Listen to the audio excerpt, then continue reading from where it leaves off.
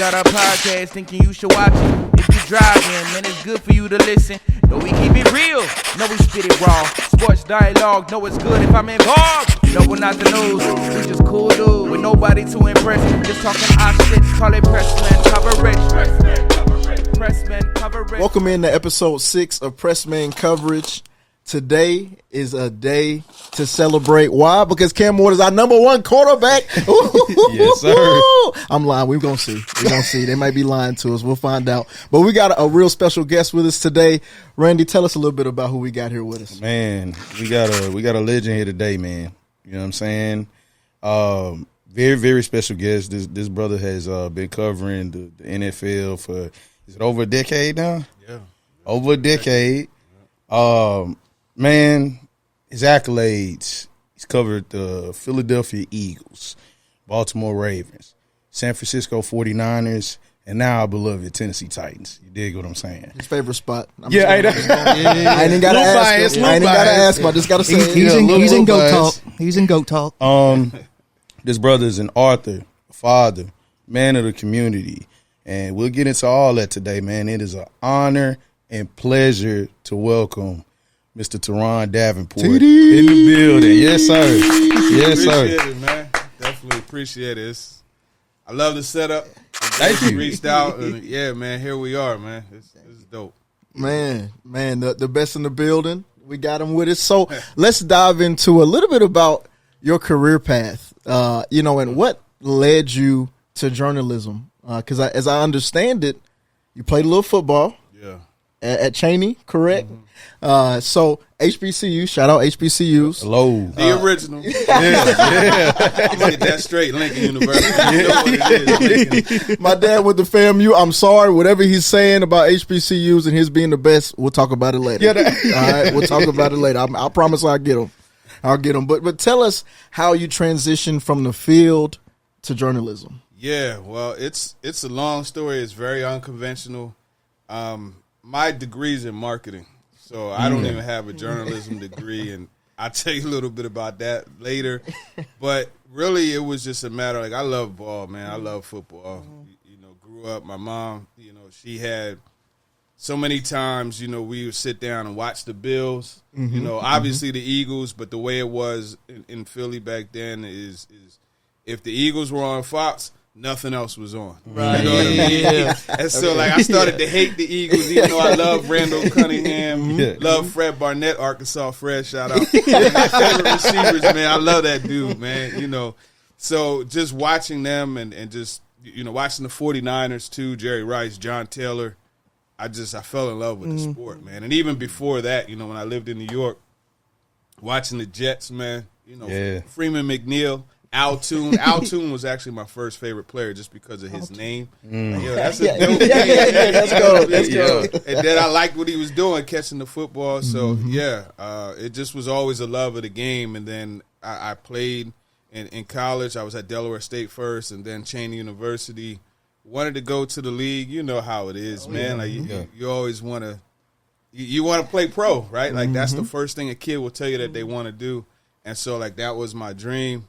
Didn't happen. I worked out for Saskatchewan Roughriders, Calgary Stampeders in the CFL, the New York Dragons in Arena League, New Jersey Gladiators when they were there before they moved to Vegas. It just didn't work. You know what I mean? So, like I said, I have a marketing degree, and so what ended up happening, one of my really close friends, we actually weren't close in college. It's crazy.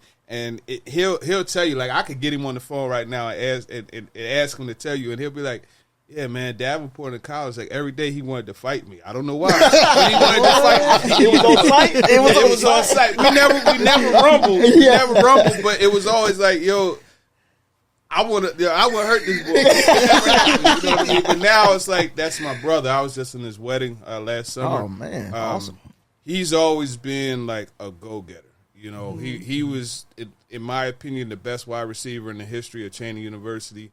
Always been a go-getter. So he had a company.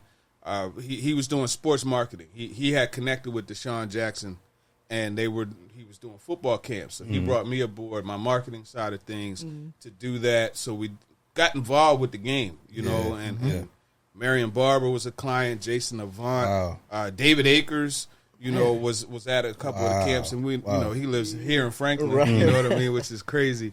But it was just getting around the game and then talking shop with Deshaun and having be like, damn, that's a good point. And with Jesse Holley when he played for the Cowboys, and just going back and forth and just feeling like, you know what?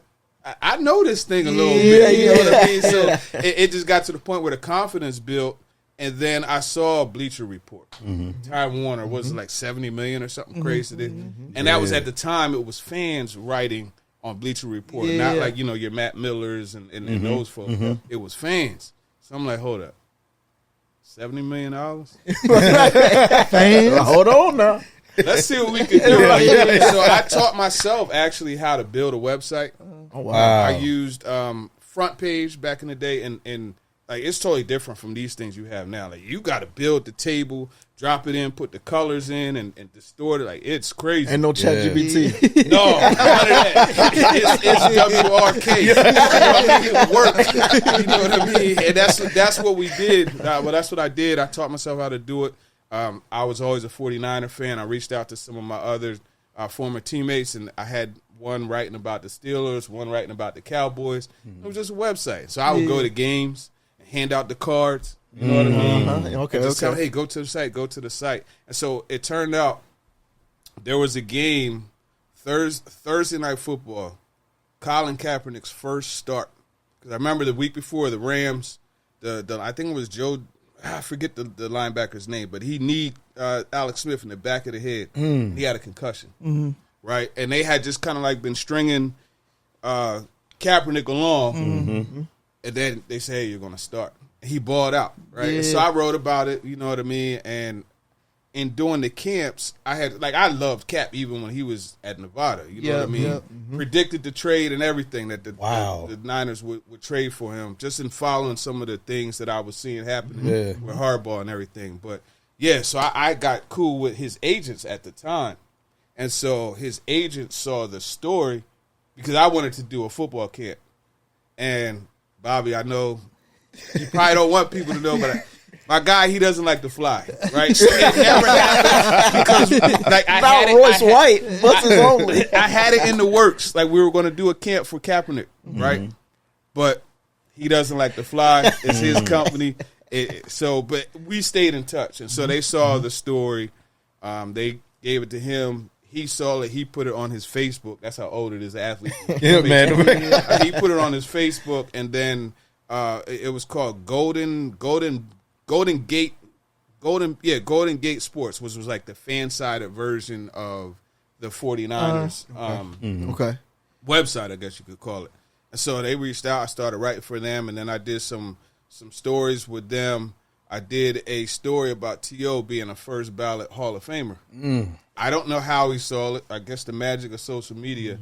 T.O. saw it and mentioned the story on NFL. Was it Good Morning Football at the time? It was before it was Good Morning Football on NFL Network. It was a different show. It was when Terrell Davis was on. Right? And so he mentioned that, and then an outlet called Bay Sportsnet reached out to me, and I started going to San Francisco, credentialed. Wow. But I was working full time. Also, in the clothing industry. And one of the things that we did was outfit companies, and American Airlines was one of the companies that we outfitted. So they would send me to Philadelphia Airport. I would go there, have the book, go over the stuff, do the measurements and stuff, and I would like to think I'm somewhat charming. I was able to get some of the ladies to be like, hey, listen, here's some buddy passes. So I was flying. I was covering the 49ers, but living in Philly. Well, at the time, I was outside of Philly.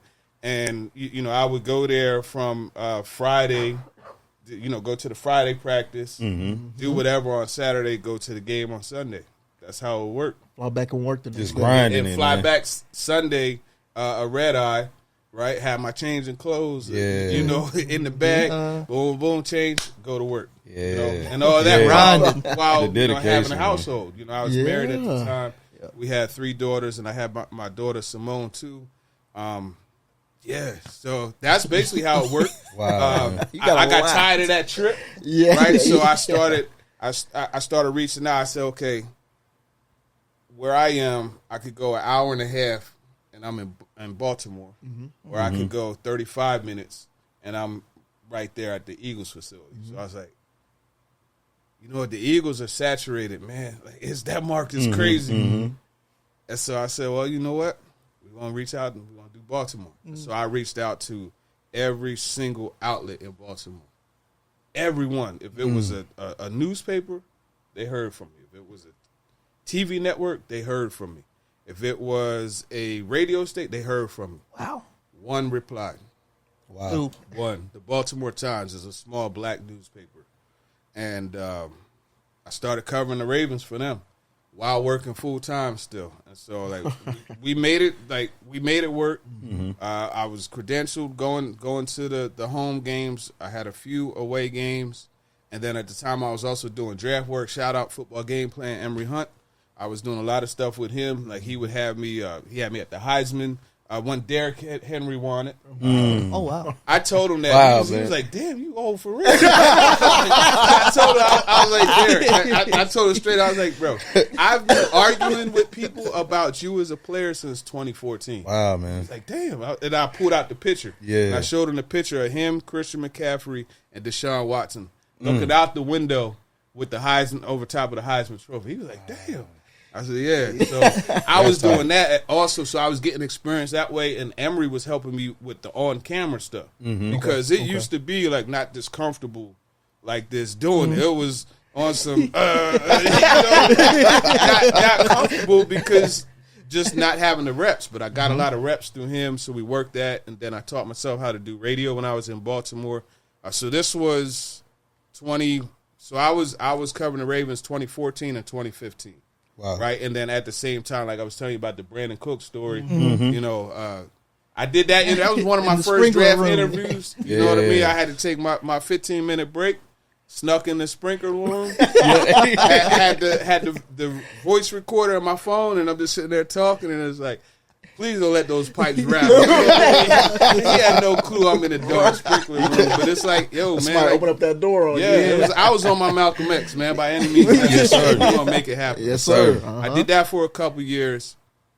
Then USA Today, they started an outlet, the Wire series, which is, you know, like Titans Wire, Eagles Wire. Eagles Wire was a late one that they started. I had a couple other people, you know, I got to make sure I shout out Connor Hughes, rather, excuse me. He put me on to about.com. My homie Lake Lewis, you know, he helped me out too. And so, like, I was just writing on all kinds of outlets. Some free, some, hey, look, man, $100 here, $50, whatever. Yeah. You know what I mean? It wasn't about the money at the time. It was about getting here. Yes. You know what I mean? And where I want to go in the future. Man. You know what I'm saying? So it all worked out, man. Like they reached out. They were like, hey, you want to do, we want you to launch our site, Eagles Wire. And I'm like, all right. And so I reached out to my homie Bobby. He put me on Big Dom. You know Big Dom, the security. Dom cool as hell, man. He's so cool. And I remember it was before the combine. I reached out to Dom because he told my man Bobby told me to text Dom. I text Dom. He's like, oh yeah, I got you, Bobby, my man. Boom, boom. And so all that worked out. I went to the combine. Dom put me in touch with their PR, who was at the time Derek Boyko. Shout out Derek Boyko, Buffalo Bills PR guy now. Okay. My bad last year. I know you cursed me out for going on the field, but You gotta do what you gotta do. you gotta do what you gotta do. That's You nasty. need the access, man. But yeah, so he just, you know, he put me on, made me cool with Peterson. Then, you know, there was at the combine, I met him at a thing called Tastings and got to talk to him for a bit. And he was like, oh, man, all right, yeah, I'm going to remember you. And then it just rolled from there. They won the Super Bowl, you know, 2017. Carson Wentz, you know, they drafted Carson. That thing went really well. Did you write a book about that? Yeah. So what happened, it was, so going into the 2017 season, I got a random email, and they're like, hey, you know, would you be interested in writing a book? And I was like, obviously, yes. Well, you know, here's the thing. We need it in 2 to 3 weeks. Oh, snap. Wow. But this is where, and just like for the athletes and having that mindset, right? Luck is when hard work beats opportunity. I had notes upon notes upon notes on Carson Wentz. Wow. So I was able to just refer back to them, but then also as gathering more, grabbing him and talking to him and reaching out to his coaches at North Dakota State who I had already reached out with. And then it just worked really well. I did the book in 11 days. Wow. It's just a desktop type of book like you would have in this type of setting. You have it on there. Before we get on, you grab it and you just look over. Oh, cool, with pictures and you know what I mean? Yeah. It was one of those types of books. So Sweet. I definitely had that. When I say luck is when hard work meets opportunity. Here's another example. My first training camp, 2016, right? Barrett Brooks, former Eagles player, he also won a Super Bowl with the Steelers, the Santonio Holmes Super Bowl. Okay. It's Cardinals. Right. So he was on, at the time it was called Comcast Sports Philly. And he was doing a training camp, like preview, whatever. So I walk over and I'm watching.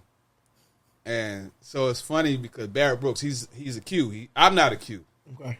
Like, I'm not going to say that. But he's a Q, and I remember the Qs, for some reason, from, like, Philly would always be at Cheney University's parties. Okay. Wow. And I remember Y'all must have had the women. That might have been a spot. stepping and doing all that stuff, and it was like, yo, get out the way when those guys are Man. stepping. They're going to knock you over. Man, I had to teach him in He college. had to save me one time. He was like, Oh, you was in the way? I about stepped in the way. I about stepped in the You way. hear that George Clinton, that Tommy George? better get up out of there. Head on a swivel, right? And so I remember how he used to just blow people out the way.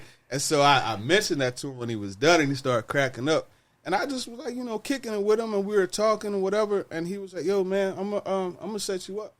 Come here tomorrow, whatever time. I was right there. You know what I mean? Sat down with him. Boom, boom. Next thing you know, they reach out to me. Hey, we want you to do Fridays every night at 10 o'clock. We're going to have you on with Marshall Harris. So I was doing that. And so it's just like every time something opened up, I'm not trying to brag, but like every time something opened up, like You were ready. I did what I had to do. Seize You the know what day. I mean? Yeah. And so, like, the Eagles, they won the Super Bowl. I'll never forget that experience, like being in the locker room. I still listen to Cap G Rings. You know what I mean? And get the chills, man, because like they had that on repeat over and over and over again, and that was probably the best experience I ever had in journalism. It was crazy, Wow, man. right? And so all that's happening, and this was USA Today. It was like an arm of USA Today sports group, so it wasn't like high level, you know what I mean? But it was still dope, and so I was at Comcast Sportsnet.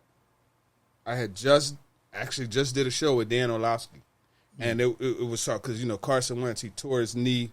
Was it week 11? I want to say. I think it was against Seattle. It was against the Rams. The Rams. It was after Seattle. Oh, okay. It was after Seattle because it was a 2-week trip, West Coast trip, but it was against the Rams, right? And so he came back. And, we were analyzing how he was moving, all that stuff.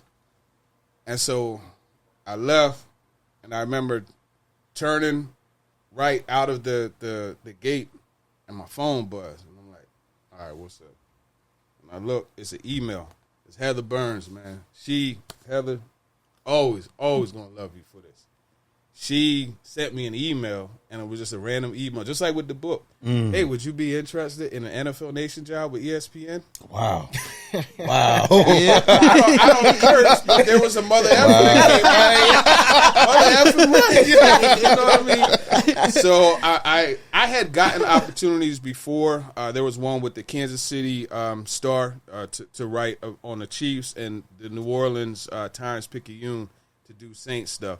But I never envisioned relocating my family to either of those cities. So, and it's not ESPN. Like, it's ESPN. You know what I mean? So I told my wife at the time, and she was like, see what's up with it. Yeah, I mean, I was going to see what's up with it. Yeah. But it's good to have an extra blessing, you know what I'm saying? So, she's like, see what's up with it, went through, did the interview, did 3 phone interviews.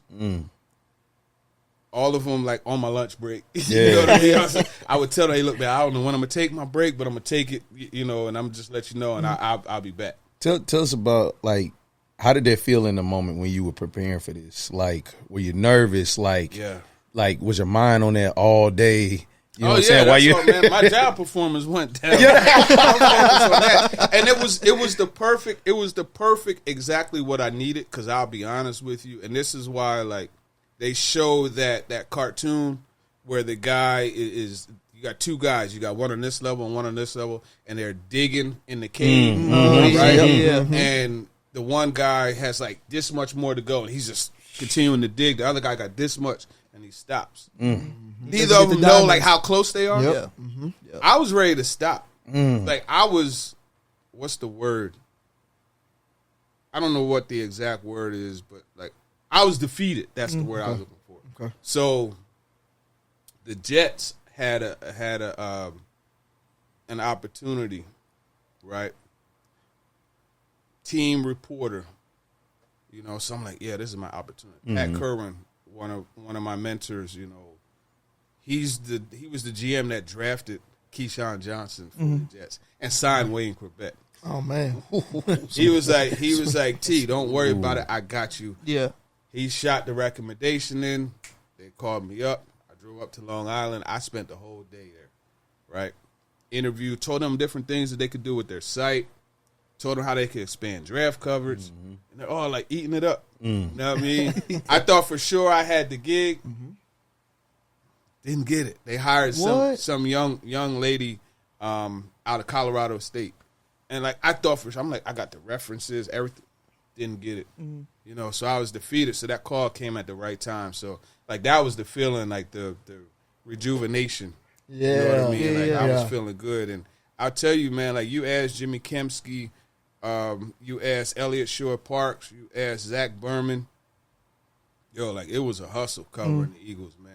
They knew my hustle because, like, the way it works, I used to work downtown, Liberty Place, right, which was downtown Philly. It's 2 blocks from the train station. Okay. So I'll take my lunch break, run down to so you'll see this nut in a suit and bow tie running to the train station, running down the steps, jumping on the subway, taking it out to they call it AT&T station now. And then I would run up the steps and run up the street to the facility, watch what I could of practice, run back, catch the train, on the train writing, and do my stories like that. That's crazy. But they knew that I was doing a story. And, mind you, I was also paying my way to road trips. Really? So, like, you mentioned Seattle and the Rams. So that was a back-to-back trip, right? So what I did, the Seahawks game was a night game.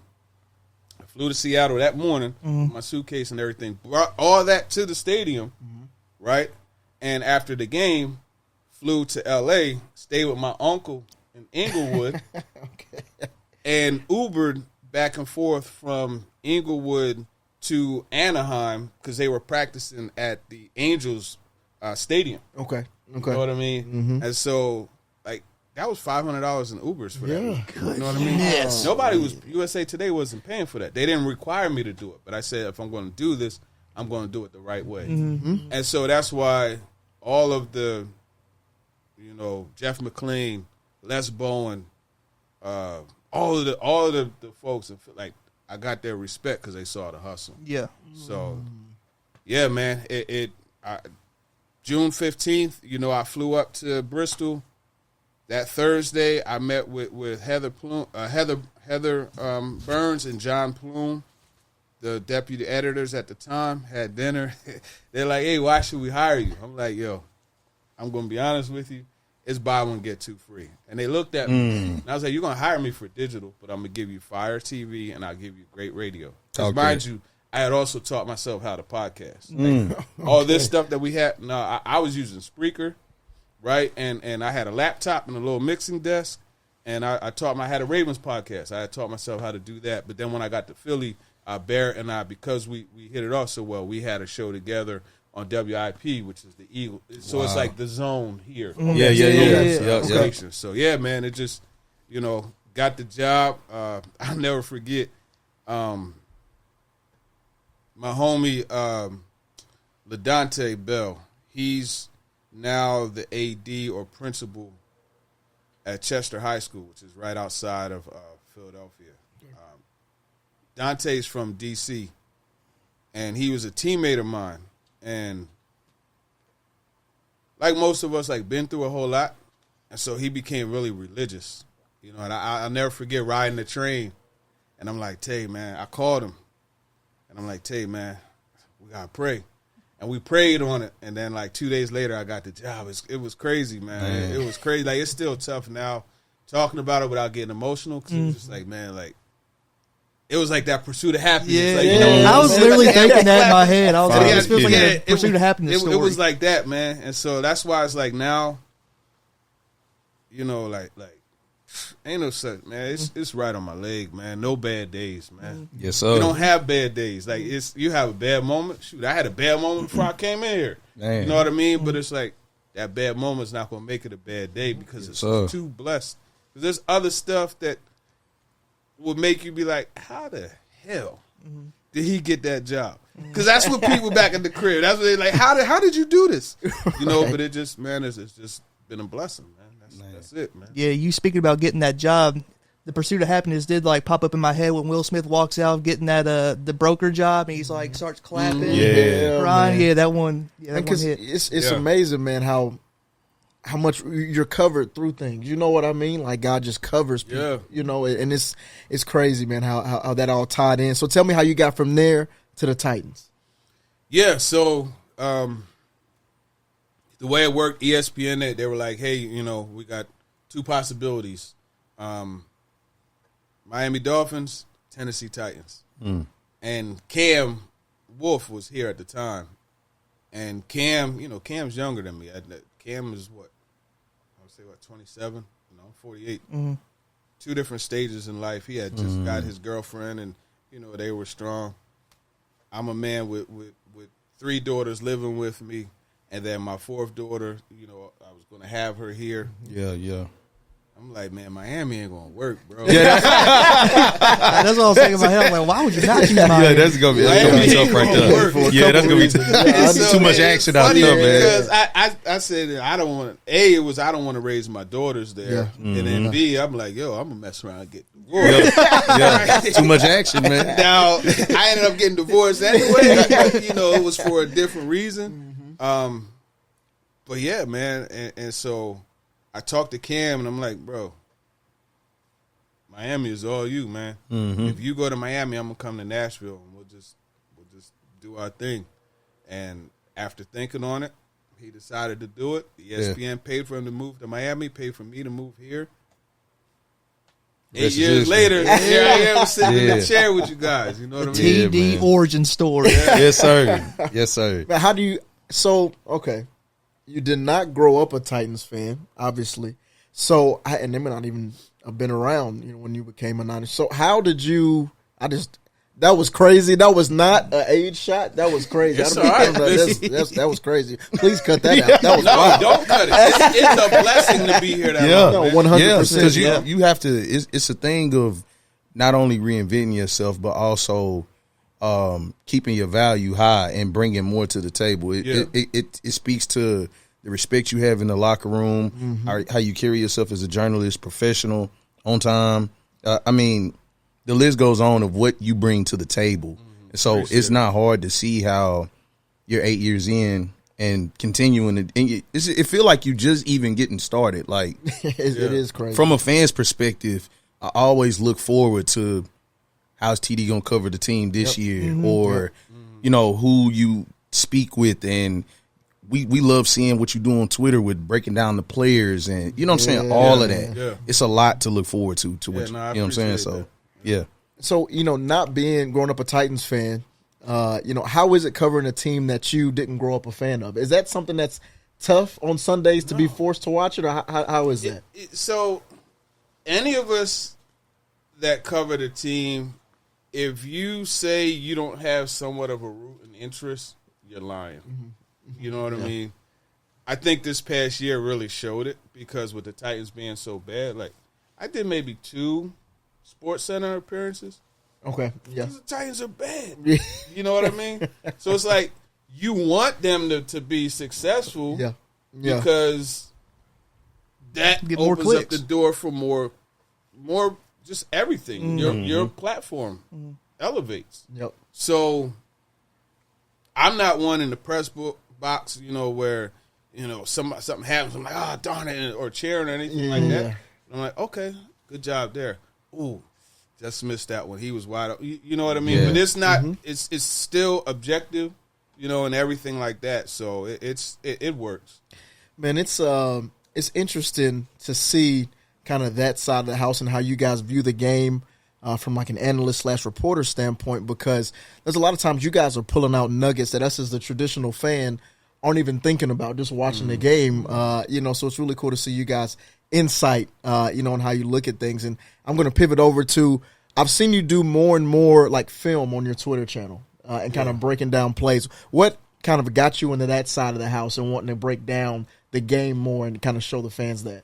Funny story. So, back with the Eagles wire, I'll never forget Jason Kelsey. So, Jay Ajayi, they did like a toss, and they pulled Kelsey, and it was like a 70-yard run. Jay Ajayi get a 70-yard run. Not known for her speed. So, and I always just from playing, you fall in love with the all-22 and seeing the story within each play. And I remember I went to my editor, Neil Coulon, shout out Neil, went to him and I just said, I want to do a story where I'm breaking down the play with the player and we're just going to transcribe what he says. But I didn't want to talk to Jay Ajayi. I wanted to talk to Kelsey because he had 2 blocks on there. And so I pulled Kelsey aside, and he's always been like extra cool, media-wise. So I knew that's why I wanted, not to say Jay Ajayi was a jerk. He wasn't, but he was new there, and Kelsey was settled in. It was just a better situation. So I went up to Kelsey, and he was cool with it, and we're talking, and I got the phone here because that's what I would do. I'll put the play on the phone, and then, we're talking through it. You know what I mean? Okay, So I'm sitting here like this, and he's there like this, and I'll never forget, he burped.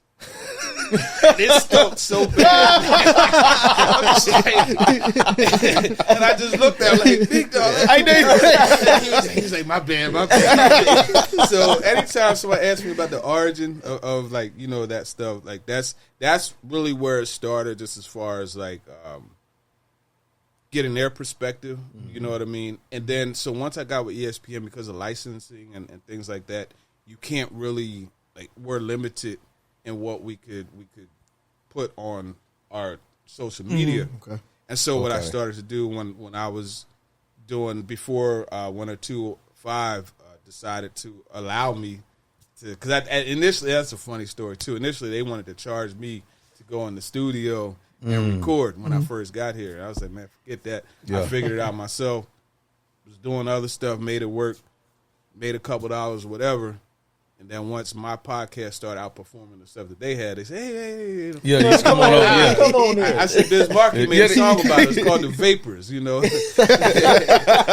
But, so initially with that, it was just all audio. And so if you guys remember, like, I would have, like Derek used to do it a lot. And that was a dope story, too. But, like KB, when he had the interception in the back of the end zone, stood on the star, he explained that whole thing. Derek was always cool. So Derek would only talk on Thursdays, right? Like, you knew better than go at him on a day other than Thursday, but I didn't know better. You know what I mean? So I remember he had a play, and I wanted to break it down. I would wait till everybody was done at his locker, and he'll leave, and I'd be like, hey, Derek, man, listen, you mind if I get you on Wednesday? I want to, and he would always agree to it, and it would be so dope because like we'll be sitting here, and then other people look and be like, "What?" And they'll come over and he'll be like, yeah. And it was just dope, man. And that's just Derek is that dude, man. What built y'all connection? Because it always seemed to, and this is amongst a lot of the players, they treat you with a higher level of respect than the other media members, you know what I'm saying? And not to, discredit them, but it's just like everybody handles you differently. Even on the walk-ins on game days, like they head nod to you. They may just keep walking with their fit when they're going into the locker room. But for TD, they're going to salute. So like what helped build that chemistry between you and Derek and specifically, but translate with the other players that are there? Yeah, I think it's just being fair. I've always said, just from being covered, I said, man, I'm going to make sure that I cover guys the way I want it to be. Yeah. So it could be something simple. Like you hear some of the, radio folks or whoever, like, so-and-so sucks. Nah, you never hear that come out of my mouth. You never hear it because I respect the effort, the talent level that it takes to be among the elite. Even, you could say Mason Kinsey sucks. Mason Kinsey is a beast, right? Because to be at that level, yes, you can't be anything other than that. You know what I mean?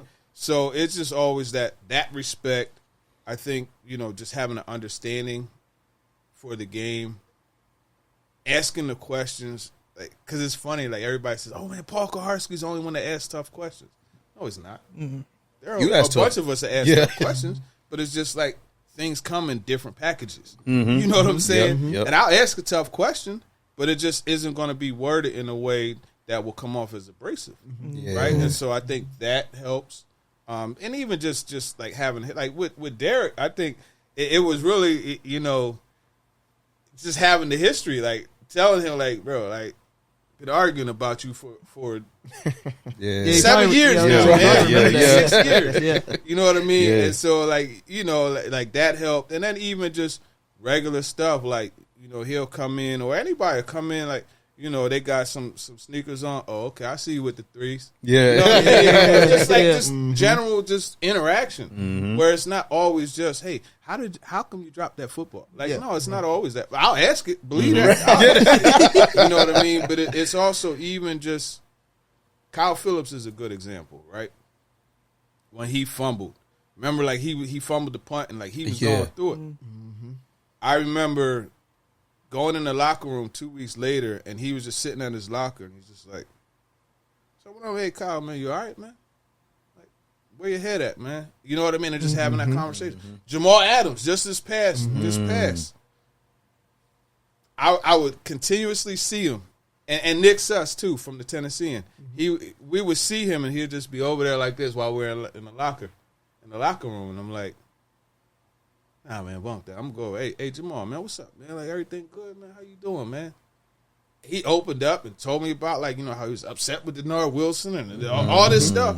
I could have made a story out of it, but it was a conversation. That's what I was going to ask. This was all, like, kind of off the record kind of conversation. You know what I'm saying? That's probably why they respect you so much. And that's what it was. Even like with AJ, how I was telling you about like real talk, like I couldn't finish that draft show. That hurt. You're not supposed to be a fan, but I was a fan of AJ just because of the way we all were. I connected with him on Twitter, of all places, on Twitter. Wow. His that junior year, connected with him on Twitter, and then we started DMing back and forth. And then he was just like, yo, yeah, come on, I'm going to jump on your show. Gave me his number, boom, boom. It was always a relationship, right? But even like with him, like I was telling you, I called him. What happened? Man. we talked for like 45 minutes. You know what I mean? And then I remember I pulled into my garage and I'm like, let me call him back. Hey, man, you mind if I use that stuff in the story? If not, it's cool, but I want to put your side of the story out. And he was cool about it. A lot of people would have just wrote it up. And if he wasn't cool about it, I wouldn't have done it. You know what I mean? Like it's not that important. I'd rather have the respect than build backhanded, conniving, do a story. You know what I mean? So I think that's really what it is. And then even just the joking part, like, man, like, I'm not a player, but like I joke with them and do stuff with them in the locker room that, you know, just to, like, hey, look, man, like, we all, you know, We're all human. we're all, like, I wanted to say we're all brown, but it's like, you know, there's guys like Levis that are cool, and it's like, hey, you're not brown, I am, but we're all cool. Like, it's just like, you know what I mean? Sure. Let's have fun. Man, so, you know, there's been a pretty significant changing of the guard per se, where, you know, 4 or 5 years ago, I feel like I looked around, everybody had been here for a little bit, you know what I mean? I know, and now I feel like we've been on 3 or 4 years of 1 year rentals, people moving in and out. How is that? How are you able to still build relationships with that going on? As much change and, you know, and people leaving that you have relationships with, building it with rookies. Like, how does that work? Yeah, well, I mean, it could be something simple, like take Quandre Diggs, right? I just always loved Quandre's game. I'm like, this little rugged short person out there killing everybody, you know what I mean? And so when he came, and actually, I'm gonna tell you what happened. I had caught wind that there was interest and that he was going to sign, so I followed him. No, I was already following. I messaged him because he had it open where you, even if you know he's not following you, so I messaged him, hey man, Nashville is dope. Watch, you want to see? And so he messaged me back and he followed me. So like the seed was set, but then when he got there, you know, once we were able to get into the locker room, because that was after, we don't get into the locker room until after training camp's over. So I went over and I was talking to him. I was like, hey man, how you getting settled in? Everything good? Yeah. You know, and then I was like, you like Jamaican food? Yeah. I was like, oh well, here you go here and here, and then we were just cool. You know what I mean? So it's just like finding common ground. What spot you tell him? I told him a couple.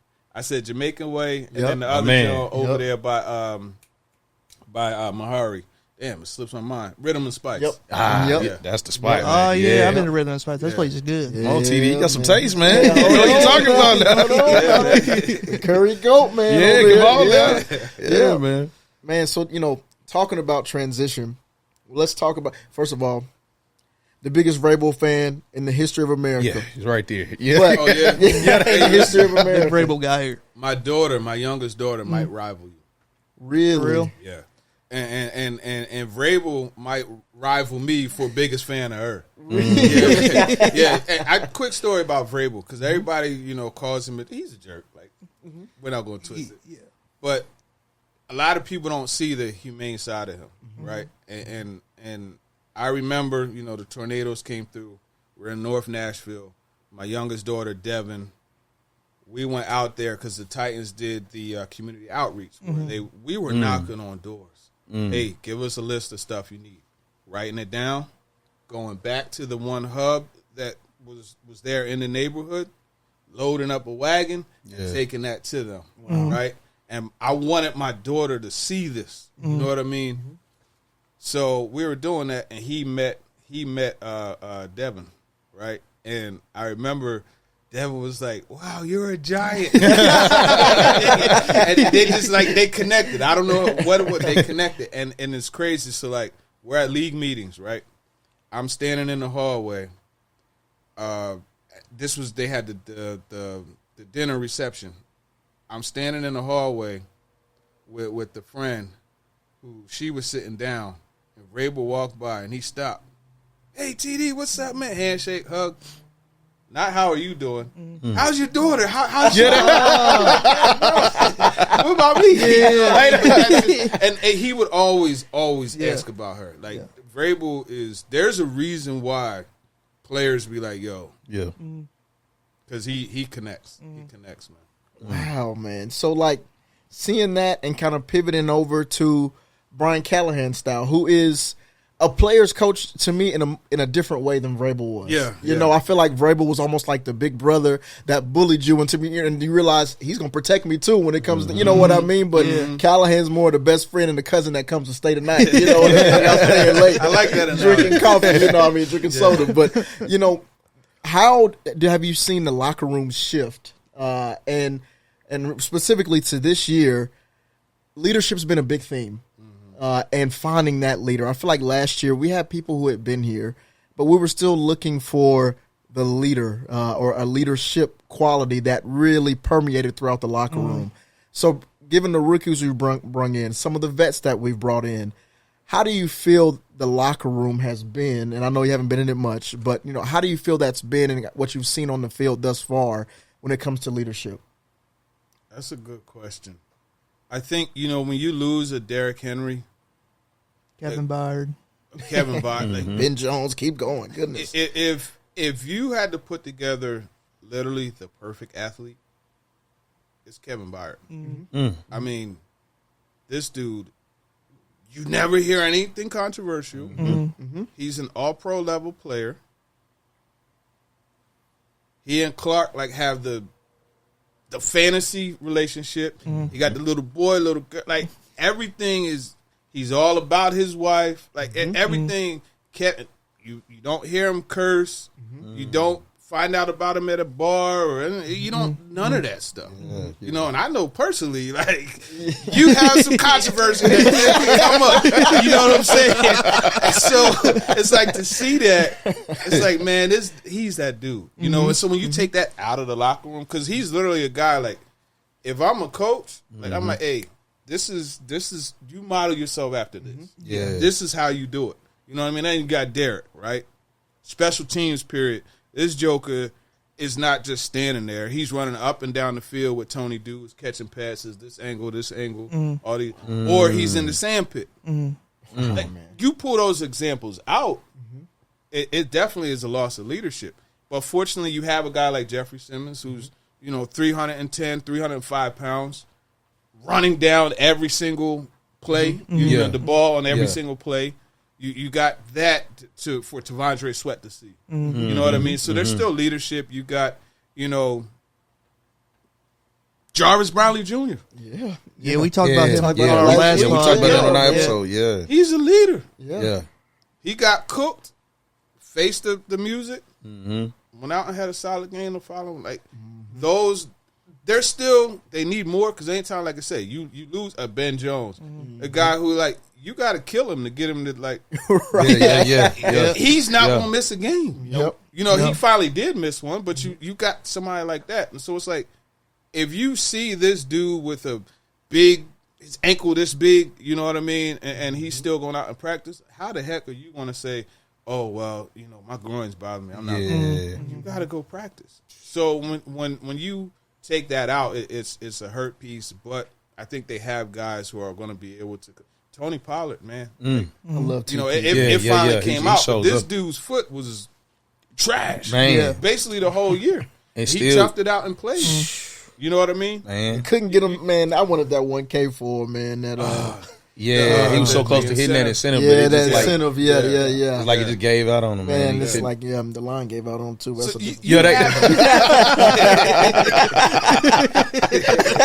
I mean, hey, you could even point to Will Levis, honestly. You know what I mean? Man. It's a cold world out there. Let me ask you about that, because us as fans were very heartbroken. We had high expectations, and we were running in the stands. We were that Falcons game, literally running up and down. We had a franchise quarterback. Going crazy. Yeah. Now, for it to be that catastrophic and for him to try to work through that, us as fans, we're very harsh on him. I'm not gonna lie.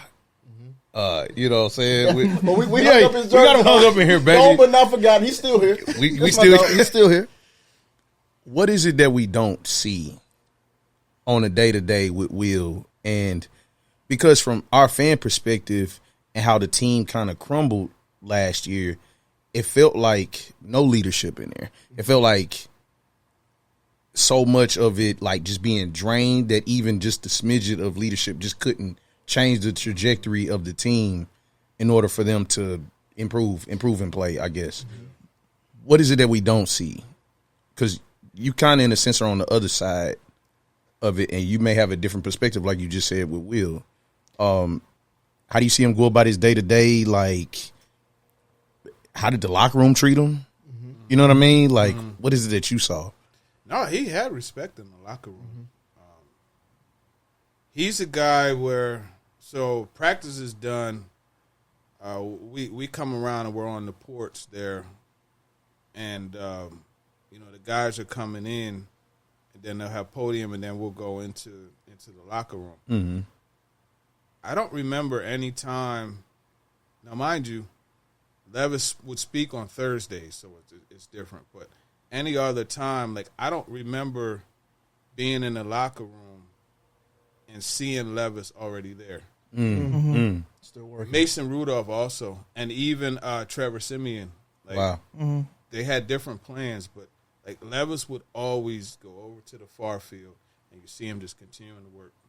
And then we will be in there after podium, after Callahan speaks, and we'll be in there and had already roamed around and talked to a few people. Then you see Levis come walking in.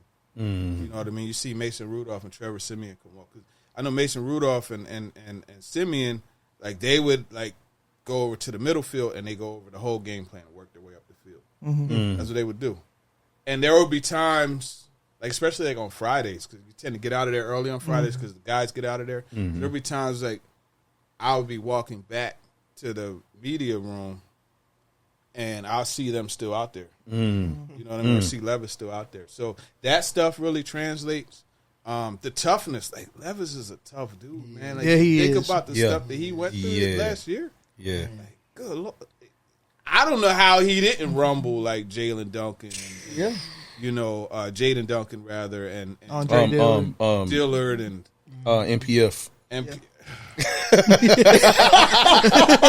like, I don't know how. Oh my crazy. God. Like, the stuff that it he would have been went on through, site. You know, now mind you, Levis had his, like, come on, bro. Yeah. You see it, you gotta throw it. Yep. You know what I mean? Obviously, nobody's perfect, but I think I know that there was a respect for his toughness and just the way he went about his business. I mean, he's a perfectionist. He wants to please everybody, and I think that is really his downfall, wanting to please everybody, wanting to show off his big arm. And you know, I did the story about Callahan making it Miami Part 2, you know, for Cam Ward. He did what he could with Levis, because a lot of people had came back and said, oh, well, why didn't he they just didn't have, like, if you have a guy that's a vertical passer and you can't 5-step, Yeah. getting killed, like, how's that going to work? Yeah. He tried to do it, but it just wouldn't work. But yeah, I mean, that's the thing with Levis. Yeah, I think we bring up the leadership aspect a lot on this pod, because it seemed like last year when things went bad, they kind of spiraled out of control. And so as a fan, I was kind of always like, man, like, is there anybody that's going to start, like, kind of rallying these troops? And that's where I kind of thought Vrabel, going back to Vrabel, he instilled like that. It's like that toughness, that culture, I guess, where, you know, we're going to get punched in the mouth, but, you know, we're going to fight back. And it seemed like last year that kind of went away. Yeah, so to no, speak. you're right. I think, you know, there's a certain degree of, if you want to use the term street cred, that Vrabel has, that he earned. I mean, this is a guy, you know, 5-time Super Bowl champ. He played in the league. Didn't do anything as a DC with the Texans, but he came here and, you know, just kind of carried the torch. We know the 2019 situation. Callahan is still up and coming and still learning. Vrabel, you know, again, like, he learned from Belichick. Like, he was in the locker room with Tom Brady. Willie McGinnis. You know what I mean? Pre-Jordan. Teddy Bruschi. Like, he can just keep going on and on and on. Troy Brown. Like, there's so many guys. And so seeing all of that, naturally he's going to come in and be at a different. So, yeah, there's definitely there was a drop-off. But that's not to say Callahan is, like, I respect Callahan. And I think the players do too. I would tell the big mistake Callahan made, like, he had a really good opportunity to set the tone and show, like, hey, man, there's no games played. Can I guess what? Jeffrey Simmons? Yes. He should have thrown Jeffrey Simmons out of practice that day. He should have thrown him out of practice. And dog cussed him all the way to the locker. Right. Because it sets a different tone. You know what I mean? And I know Callahan looks back on that like, so, yeah, that's really. So was Callahan trying to be liked, kind of in a way at that moment. Like he was placed into a weird kind of situation, or how everything was transpiring at the time. It was kind of weird. We embraced him, but it just the time period and the transition that the team was going through in the constant revolving door, and like, all right, this looks like this direction, but now it's changed. You know what I'm saying? Yeah. So I figured, like this for sure. Yeah. I think it was really a filling out process for him, and trying to find that balance of, okay, I want these guys to like me, but I want them to respect me. I want to be fair but firm. You know what I mean? And look, like, make no mistake about it. Like, Mike Vrabel 3 years ago was, NFL Coach of the Year. Yep. Right? Yep. Those are big shoes to fill. Oh, yeah. Yes. Regardless of how bad, 2022 ended and how bad 23 just was throughout the year. Those are big shoes to fill. So I think it was just a matter of just kind of like getting comfortable in those shoes. I feel like he's comfortable now. And I think, with some of the stuff that has been added on, obviously Cam Ward, I think they're going to be in a better situation. And he should be able to show himself as a better coach. A lot of people don't know, like, Callahan, I heard a story about in Cincinnati. He jumped on Joe Mixon. I remember talking to people about the Seattle game a couple years ago. They won.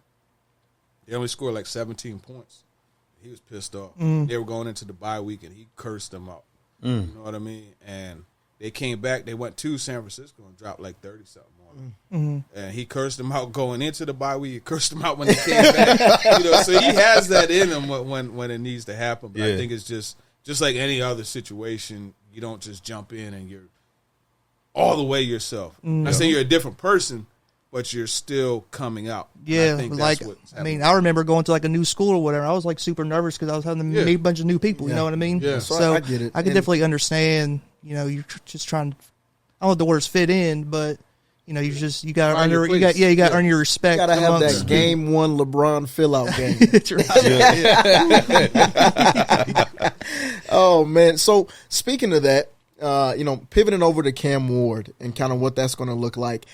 It's interesting because some of the same things you described that Brian Callahan went through and is kind of still working through and just continuing to grow as a coach, I feel like Cam Ward's going to have to navigate that as well. How do I find my voice in the locker room? How do I do that with the last year's starting quarterback still in the locker room? So that's an interesting piece of it as well. But from what you've seen from Cam Ward, I saw a lot of the rookie interviews that we had a few weeks ago or last week. Everybody said basically he's exactly who you think he is. And I think Alec Ironman said that word for word, that whatever you think he is or what you heard about him is true.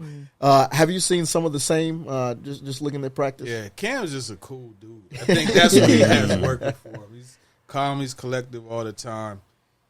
He's not somebody, because I remember asking him, and he was like, man, I'm not a rah-rah guy. Like, if you need me to motivate you at this level, you probably shouldn't be here. Yeah. And I'm like, that's something 10-year veteran would say. Right. You haven't taken a snap yet. Yeah. That's a good note to hold on to.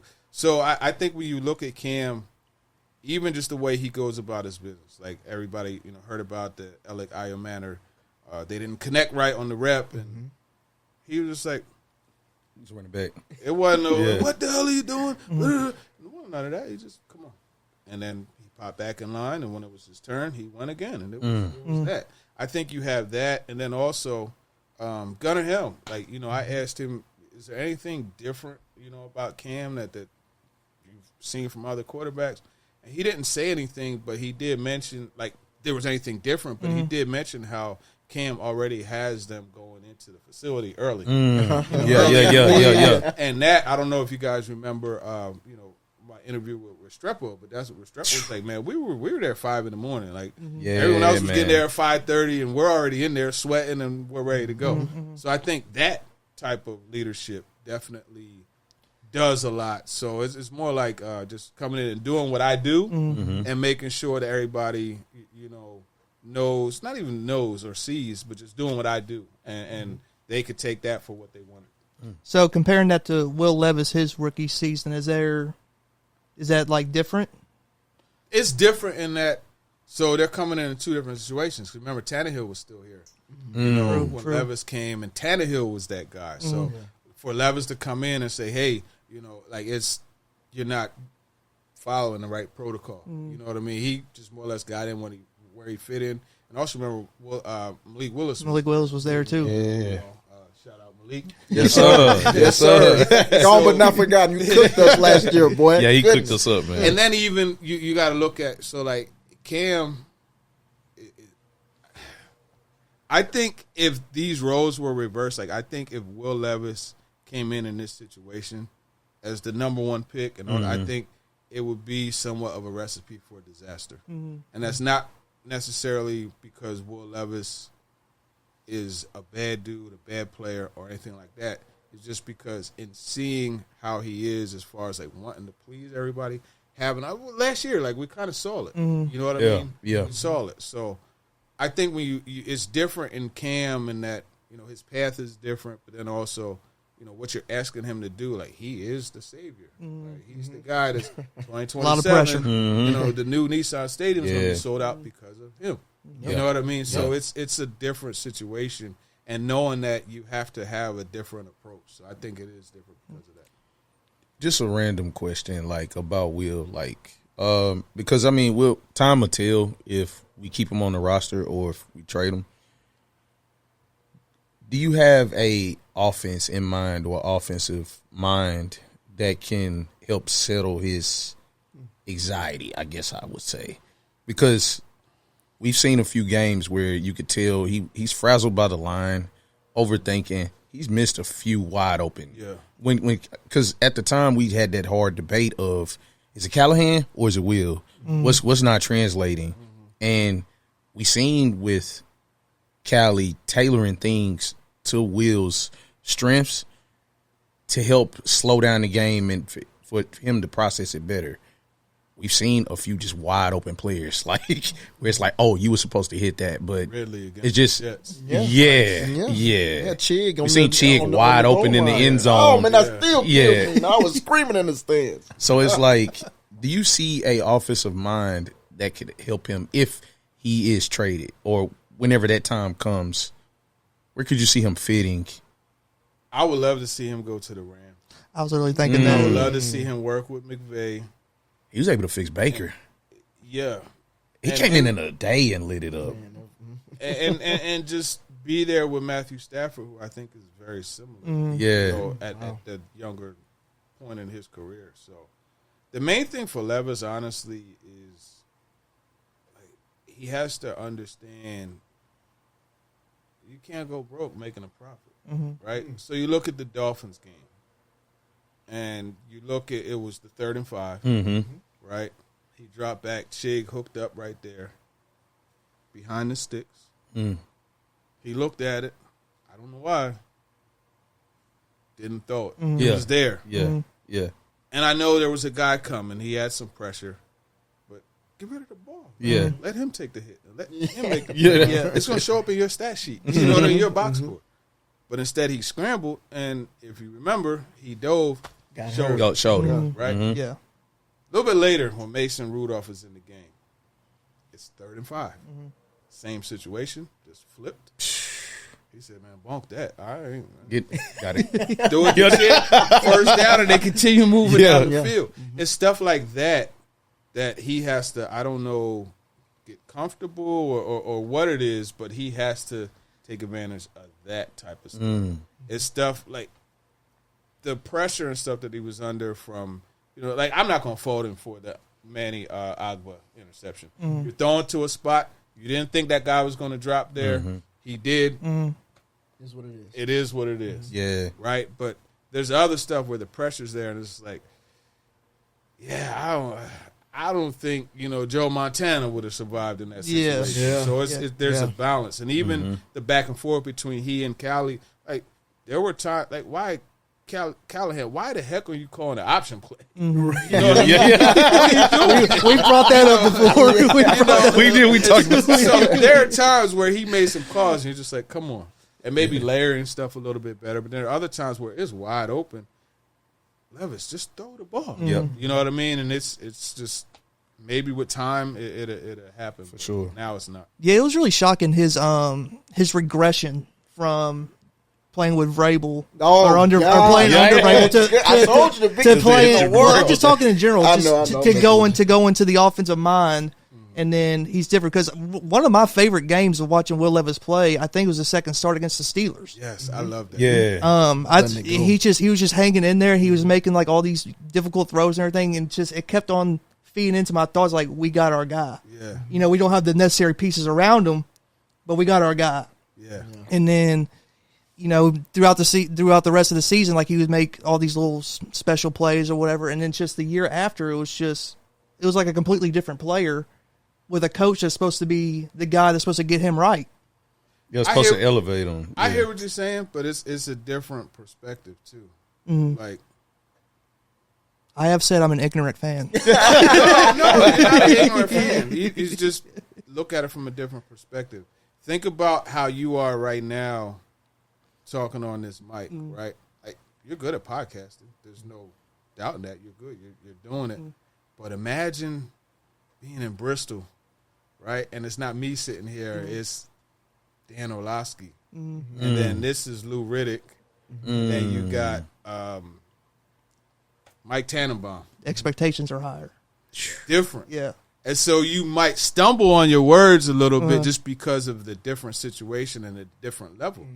Just the same, like he was named the starter in front of Tannehill, when Tannehill was hurt and then got the job. You're playing with house money. Like, I wasn't supposed to be playing this year anyway. I'm going to just go out and do my thing. Then the next year, hey, look, man. Go drive the car. So it's different. Man. It's different. So I think that's probably why you saw a difference. But then, of course, like, I think they did a really good job of keeping things simple, right? The line got worse. Somehow it managed to get worse from that year to this past year. And so it's just a combination of things, in my opinion. But definitely coaching has a lot to do with it. But even again, like, he was already acclimated with that staff and everything. So I want to ask you, as far as with like Cam now, and so him coming in to, essentially he's being handed the keys. But now they have more things to play with, in a sense, to build around Cam and to make it comfortable. As fans, I think all of us can speak for. We were jumping up and down with the Restrepo undrafted free agent signing, and not only I was panicking during the draft. You know what I mean? Because we did what we did into that third. We got those two players, and I'm like, oh God. But we got there in the fourth and got busy and got those pass catchers. All three of them. Yeah, yeah, yeah. He's a Chimere DK guy. So. Big Florida guy. Yeah. So I liked Elijah Badger better. But, I loved Elijah Badger. Oh, Badger's about to do work in Kansas City. I'm just putting that out there. He's okay. I remember. I've heard you talking about Elijah Badger. I was already talking up DK, but I was like, I'll take a Badger too. Badger had that good run after catch. Yeah, that's right. How do you see it now with these pieces and for Cam? Like, speaking from that same perspective of, hey, the lights are on you now. The same thing is for Cam. Now, I know he has a different personality, but how do you see it translating? Cam has something that a lot of people don't have. And that's that I don't give a F what other people think about me. Like, he has that. And so it doesn't matter. I mean, even, Warren Moon, one of the greatest passers ever to walk this planet, was like, here, you take the jersey. And he's like, oh, it ain't about a jersey.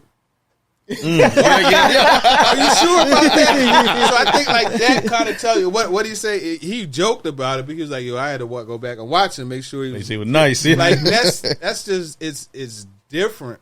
We'll see how it works. Yeah, for sure. You know what I mean? Like, I don't want to have people be like, oh yeah, like he's pumped. I'm not pumping Cam up. I'm just saying like what I see. You know what I mean? We'll see how it works. But I think that's the difference to where like he doesn't care what people think about him. You know what I mean? And when you reach that level of self-confidence and just focus on the job at hand, and despite, everything else, I think it produces a better situation to be successful. For sure. Yeah. Do you think we have built around Cam No. pretty solid so far? No, I look, Like with Dan there's Moore and there's still more to Zeitler? be done. Yeah. There's still more to be done. I remember talking to Mike Bergonzi at the Senior Bowl, and he was like straight up with it because I asked him about roster building. He was like, "Man, I'm building the trenches, and we'll figure it out after that. But we're starting there." Hallelujah. And hey, listen, because he mentioned the Eagles. He's like, "Man, you look at the Eagles line, you look at their D line, you look at the Chiefs. They've O line not so much, but D and he's right. You know what I mean? Chris Jones is quietly the MVP too of the Chiefs. Yeah. So I think they started the foundation. They need playmakers though. They don't have enough difference makers. Now I'm curious because Restrepo is getting a lot of pub, and rightfully. I mean, this dude he's a good player. But we'll see if he makes the roster. I think he has a chance at it, absolutely. But I think DK is intriguing. Not enough people. I think Alec Iomanner, I think he's going to mess around and be the starting X. Wow. Okay. They're in I think their base is going to be 11 personnel, and so I'm thinking it's going to be Iomanner at X, Lockett at slot, and Ridley at Z. You know what I mean? You'll have Chig, and then you could go 12 personnel. I want to see how well Lockett does on the outside. Yeah. You know what I mean? Because he's worked more at the slot too. But, you go 12 personnel, and you got Wiley or Helm and Chig. So I think the weapons could be better. They need that player where it's like 3rd and 11. We're going to him. I don't care if you're covered or not. We're going back shoulder and make do what you do. And they don't have that. Yeah. Do you think, I guess from the mental aspect and the newness of Cam and how he's wired, do you think really could get in sync with him and could turn into what we paid him for? You know what I'm saying, essentially? Yeah, I think Ridley can he get in be sync that guy? for sure. And I mean, you think about it, last year, Ridley, most of his damage wasn't until like the last 8 or 9 games. Right. You know what I mean? Like, he didn't start off too hot. I think they could absolutely get in sync. You know what I mean? They've already connected, before Cam got here. So, yeah, and I think it not only Ridley, I think Chig, I think Cam has the ability in the right scheme and when he hits that right comfort level to help elevate. And that was always the thing because, I'm a Shador dude. Like, I like Shador better as far as fitness is concerned. You know what I mean? But I think, and I've always said the difference between Shador and Cam is Shador is going to execute your scheme precisely, and he's going to do well as your scheme allows him to.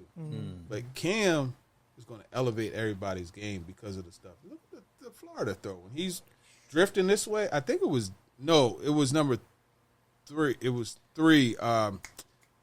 George. It was Okay, George. yeah. He's drifting it, like scrambling this way, and he sees George pop into the screen, and he throws it. Yeah. Back of the end zone in that touchdown. Like, those are the types of throws that, I like Shador, but Shador can't make those throws. And so, like, he makes players better that way. Yeah, man. And, we've been talking for a long time. I heard it for, I guess, the 2 years that Rand was here. I heard it with Mike. We always preach, coming through the draft, we're going to get high character guys, but we want big, fast, physical X, Y, and Z.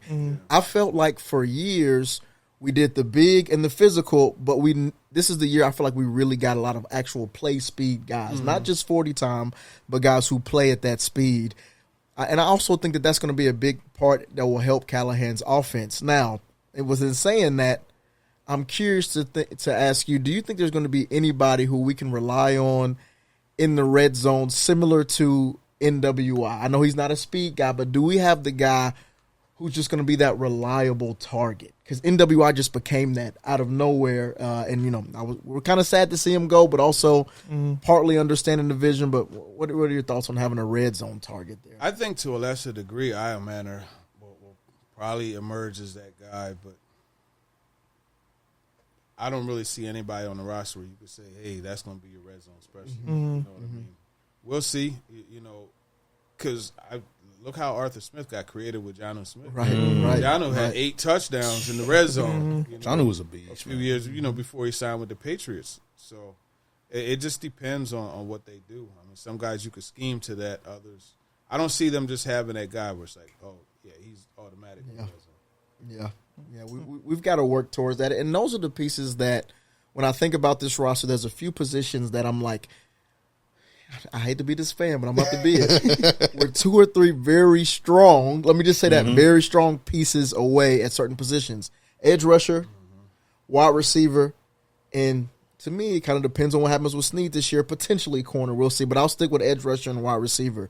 The room right now, you know, I'm not going to make you say this, I'm going to say this, is full of edge threes, in my opinion. You know, guys who, you know, maybe Draymond Jones slides into that 2 category, but guys who really aren't known for being elite edge rushers.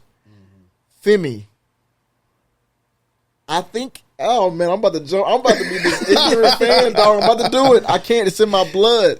I think Femi can develop into that. He just has the personality and the feel of a guy of, once it clicks, man. What have you seen from Femi on film and then, you know, in practice and rookie minicamp? He moves really well.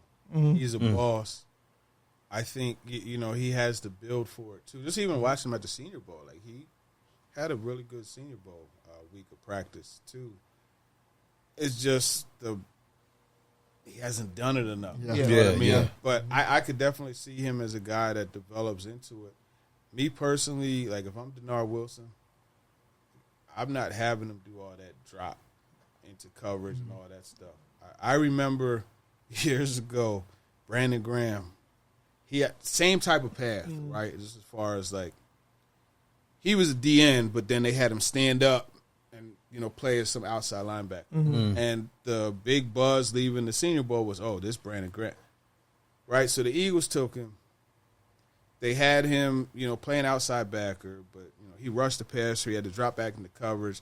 He had a bunch of keys to read, right? And it wasn't until 2016 where Jim Schwartz was just like, hey, man, go get the quarterback, right? Yeah. And I remember talking to him that season, and he was like, man, I don't have to think anymore. I could play fast. I could just go. And I think that's what you need to do with Femi, is just Keep it simple. keep it simple. Third downs, look, man, you better get that quarterback. Yeah, go get him. Don't come back over to the side. That type of stuff. Yeah. You know what I mean? And I think in that situation, he could blossom. That's with the 49ers. I remember they did that with Alden Smith. You know, Vic Fangio, you know, rest in peace, Parrish Harrison. He was a starter. Parrish Harrison and Ahmad Brooks were the starting outside backers. Brooks was the Sam. And on passing plays, Parrish Harrison would come out. Arden Key would come in. He darn near broke Javon Curse's sack for rookies. You know what I mean? But it was just come in on third downs, passing situations, go get the quarterback. And that's how they got to use Femi. And then you branch it out to the other stuff if you want to do that. But you got Jalen Harrell who could drop back. You got, you know, other guys that you could mix in. And then I think they'll be all right that way. Yeah. Nice. So on our last pod, we were talking about the edges, and we were basically jokingly saying that all these edges basically equal a Trey Hendrickson in sack totals. So, you know, Trey Hendrickson has been talked about for being on the block, or, you know, he's not very happy anymore with what's going on in Cincinnati. You personally, would you go after Trey Hendrickson and bring him here, even though he doesn't exactly match the timeline? I know he's like 30. That's the problem. I think if you acquire him, the stuff that you're going to give up to acquire him, and also the money, it doesn't match. Sometimes, like, you just hit. Like, it look at the Commanders last year, the Texans the year, you know. Sometimes it hits, but I wouldn't do that. Because I don't think they're a Trey Hendrickson away from being competitive. Right. You know what I mean? And by the time they are, you know, probably 27, 26, 27, he's going to be older and a depreciating asset that you got to move. And then it just, That makes sense. And, you know, it's kind of, for me, our timeline is it's officially been reset, in my opinion. Drafting Cam Ward and bringing in some younger weapons, we've officially reset it. I feel like for the last few years we've gone back and forth on what we're going to do. And I think that a few more solid drafts, they talked about building through the draft, quite a bit pre-draft. And I think that they are laying, like you mentioned, the foundation for that. And O-line being something that's super important to that foundation. I know we didn't draft anybody high, but JC going from left over to right, to me, almost feels like we drafted him at right. You know what I mean? In my head, we officially drafted him. We've got Dan Moore at the left. He's our right tackle now. I saw a picture of him. He's about my size now. I don't know what I don't know what he's done, man. But how do you feel that transition is going to go? Is it going to be an extension of kind of like the back half of his rookie year, still learning more about the position in right tackle versus left? Or is it going to be a true second-year leap that is expected out of him on that right side? I think he should have a second-year leap. And the thing that you have to – now, not to this degree, but usually, for the most part, every player comes into year 2 in better shape, right? Because, A, they've been in the NFL training program for a year. They understand better how they have to take care of themselves. But then also – you're not training for combine stuff. You're training for football. Now, whatever JC did, I can't wait to talk to him and understand like what happened. Ozempic or something. I don't know what yeah, like he did some things, man. Cut his hair off, so optically he even looks smaller from that perspective. But I think that he is going to excel. He's, in my opinion, suited to play left tackle, but I think he's more natural at right tackle. And you need bookend tackles now. So I think he's going to be fine. I just want to see how, with the weight loss, how much strength did you maintain? That's the important thing. Yeah. So, thinking about the O-line, and Kevin Zeitler is somebody who's an interesting piece to me. I know that mentioned last week, he was remote when some of the rookies were talking about him, but I think he's going to be a piece that really helps bring the O-line together. With Lloyd coming back from injury, I think he helps relieve some of that pressure to come back and be excellent week 1. I think Peter Skoronski, the way he finished last year, he was a dog the way he finished last year. I think he's going to help relieve some pressure. But from a leadership perspective, how do you think he'll come in and help bring that group together? Do you know a lot about kind of his history at Detroit and how he did those things? How do you think he's going to be able to help the O-line room from a leadership perspective?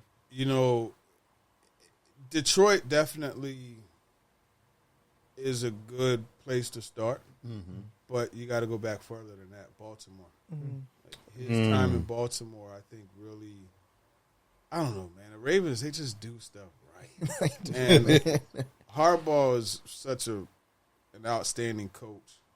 And I think, there's a mindset and there's an understanding that develops from there.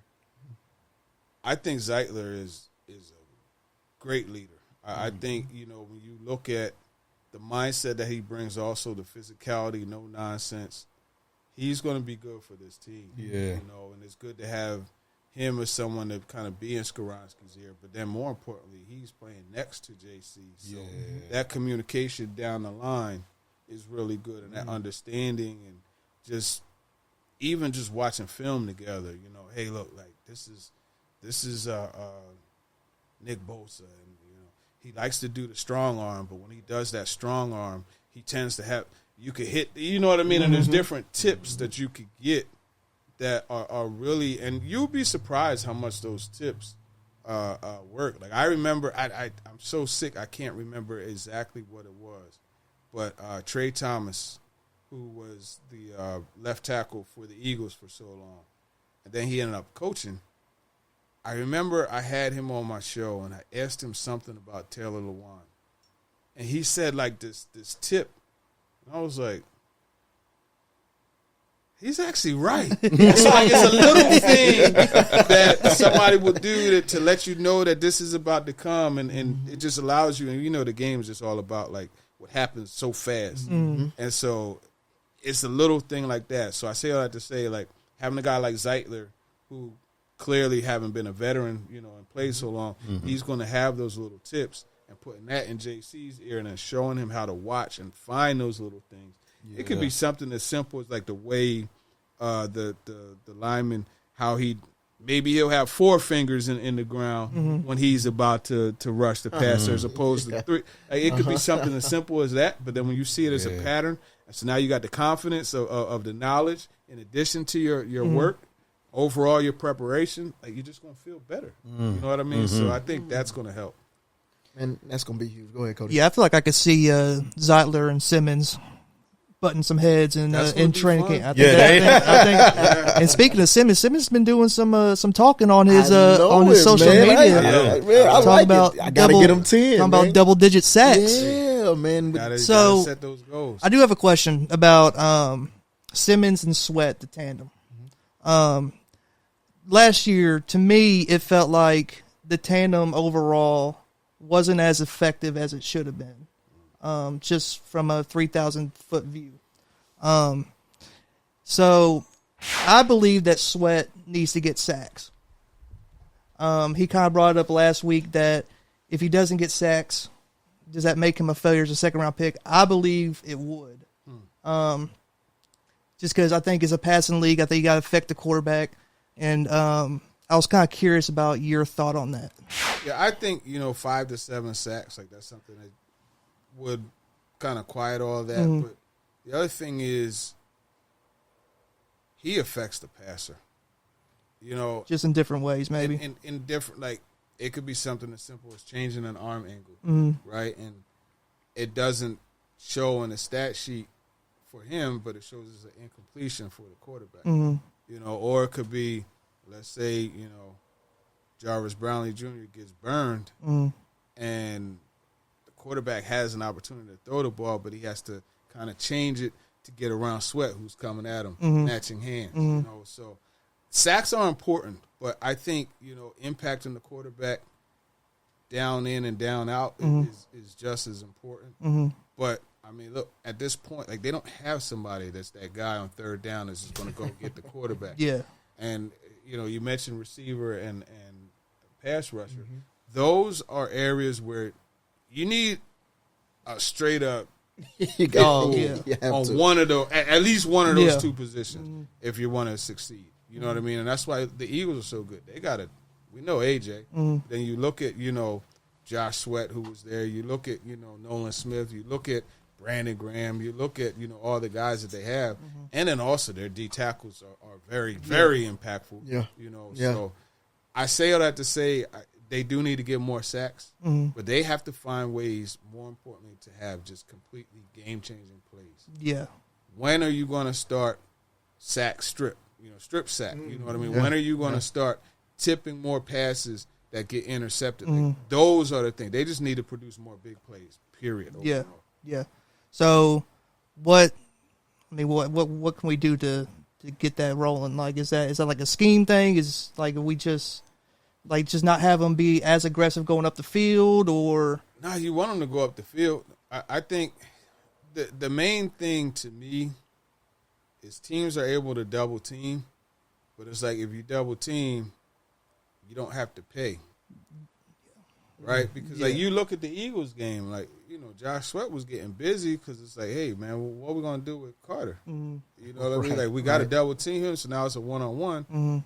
And, in the NFL, if it's me and you, I'll tell you, it ain't going to be me. You know what I mean? Like, it's a bad situation if it's one-on-one, and that's how it has to be, and unfortunately, they're not winning those enough. Yeah, I was kind of the thought, too, that they were really missing Danico Autry. Yeah, man, I miss just like not as like a depth piece, but I also feel like the depth pieces are like Sweat and Simmons at the end of the game, like they're just getting wore out and they're just flat out tired. Yeah, and then Danico, he was one where it wasn't him in a lot of one-on-one situations, so that helps. Yeah. So I was just kind of like Joseph Day. You think that's a requisite piece to have behind them, or do you think they should try to upgrade that? Well, I think Joseph Day does what you want him to do. He sets the edge. He holds his ground. He's not a sack guy. It's just not him. So I think really to your Danico Autry part, I think Draymond Jones is the guy they brought in. Obviously, not the same player as far as impact, but you can use him in similar ways. And it was crazy because at the league meetings, I asked Mike McDonald specifically about Draymond Jones and about like, hey, can he stand up and rush the passer? He was like, yeah, man, this guy could play anything from 0 to 9. We didn't use him as much standing up, and there's this whole thing that he didn't fit in our scheme. No, he fit our scheme. We just asked him to do a certain thing, and we didn't use him standing up, but he could definitely do it. That's what Mike McDonald said. Now, Draymond is big. He got the hands, but I think there's just something different with Danico that you're not going to repeat with Draymond Jones, and we'll see how good he is, but, it's not going to be the same. Yeah. And I think what makes those positions so important in terms of our defensive line is because our linebacker core, I think Cody Barton's going to come in and be solid. Next to him, Jesus, take the wheel. It's one of those where I think one of the young guys can take a step. I've heard a lot of good things about David Benda. I think that's how you pronounce his last name. Yeah, so but is there another linebacker outside of Cody Barton that you think will be able to take that next step? Is Otis Reese that guy? Did you see some things in Cedric Gray when he came back that we didn't get to see because he wasn't on the field? What are your thoughts on those guys? Yeah, even I'm really curious about Chance Campbell too, man. He had an outstanding camp. He just can't stay healthy, so I don't think you rely on him. But I'm curious what happens with him. But so Cedric Gray. He came in and he was kind of overwhelmed with everything they were asking him to do and just like processing everything, and he just couldn't play fast. Right? That's how like the first week and a half of camp. I remember talking to him. He was like, "Man, like this is a lot." I'm like, "Yeah, it is." So you had that, and then he got hurt. And he had told me he was coming back for Seattle. He didn't make it back, and then it just extended into the season. So last year was kind of a wash for him. And that's a position where you're doing a lot of thinking. And you have to be able to diagnose stuff and trigger quickly. He just never got to that point where he could do it. I'm really curious. So he's someone, I think, in the preseason, you're going to see whether he's that guy or not. Because he's had a full year. He's going to have an opportunity. He knows the scheme. We'll see. James Williams is just one of those guys where it's like he's going to go all out. Sometimes he's going to, mess up and it's going to cost you something. But other times he's going to do it and you're going to be like, man, we needed that. Man. So it's just kind of weighing those things. Otis Reese is, I don't know why he gets the hate that he does. It seems like he always makes one play every time he's like in the game. When he gets opportunity, he makes plays. Yeah, he's someone who he pursues really well. He could cover solid. You could blitz him. He does everything you want. And even Brian Baldinger, I think it was, Baldy did a breakdown on him on Twitter. You could probably check it out on his profile. It was a really good one, and it's just like, Otis Reese. So I think it's going to start out at Otis Reese. We'll see how it goes from there. But, I want to see both of those guys play, both the second-year players, Williams and Gray. Yeah, and that's Otis Reese, to me, reminds me, when it comes to people who I don't think gets enough respect, of like Mike Brown in the secondary. I think Mike is somebody who is extremely solid when it comes to every time he gets in. I feel like he's just a solid safety. Yeah. He doesn't do too much, But I think that with the addition of Kevin Winston, things may pivot. I'm hoping that Kevin Winston can come in and be our tight end eraser. I'm hoping he could come in and be our bigger slot receiver guy as that safety 3 for right now. But based on what you saw on film, what do you think about Kevin Winston, and how can he affect and fit into the Denard Wilson defense? Yeah, so Winston,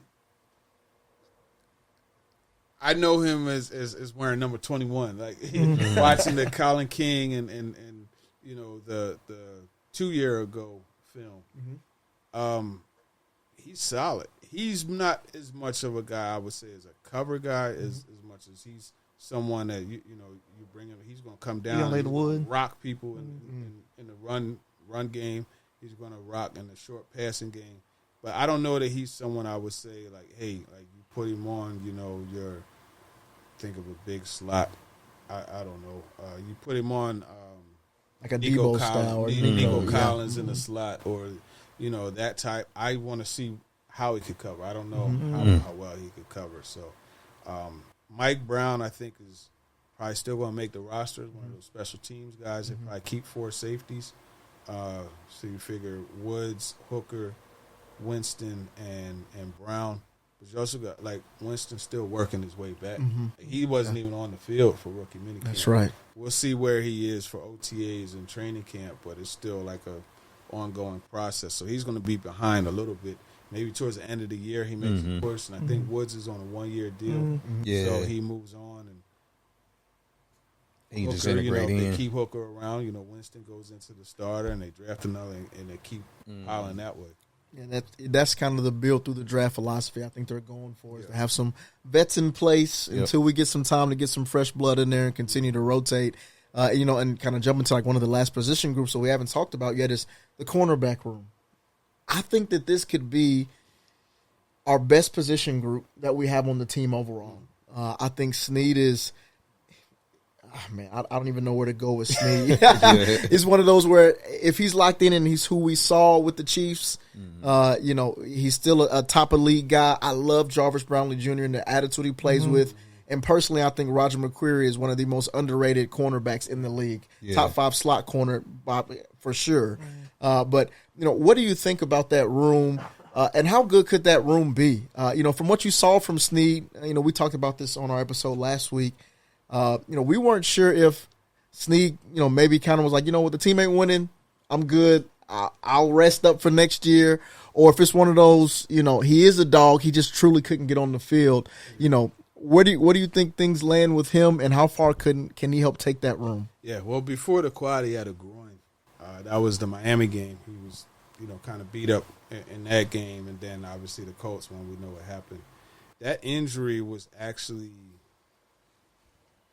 it was bigger than a lot of people really realize. I remember talking to him, and I was talking about, because Willie Doncic, he was telling me about the hockey player who had, it's called compartment syndrome, where the muscle almost dies, right? And so he has sent me some stuff.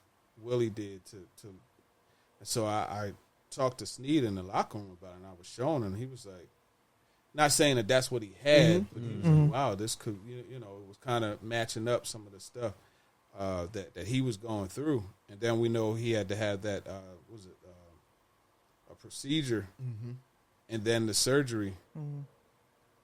The injury was deep. Like, if you got to have a procedure and surgery, and that's not something to just be playing with. So I don't believe he gave up on the team. I think the fact that he went out there against Tyreek Hill with a sore groin. He got cooked a couple times. Ballsy.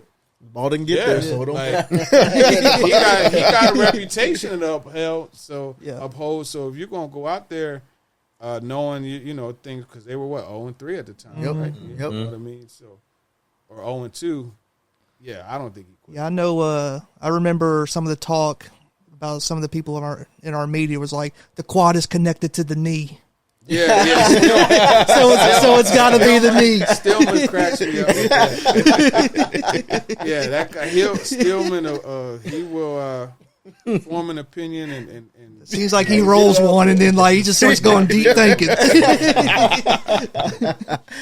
and it's interesting, man, because I think Snead, man, and the reason why I'm like I can't be one of those people that believe he gave up is when you hear him talk, man, you can just hear the dog in him. Yeah, you can tell he got it out the mud from age 0 to now. You know what I mean? You can tell that's who he is. And I couldn't imagine him not, playing the game as full as he can and sitting out and be like, we ain't winning, I'm good. That just doesn't feel like him. I don't think he would have signed here if that was the case. Yeah, and I think you look at, talking to him about his brother that he lost.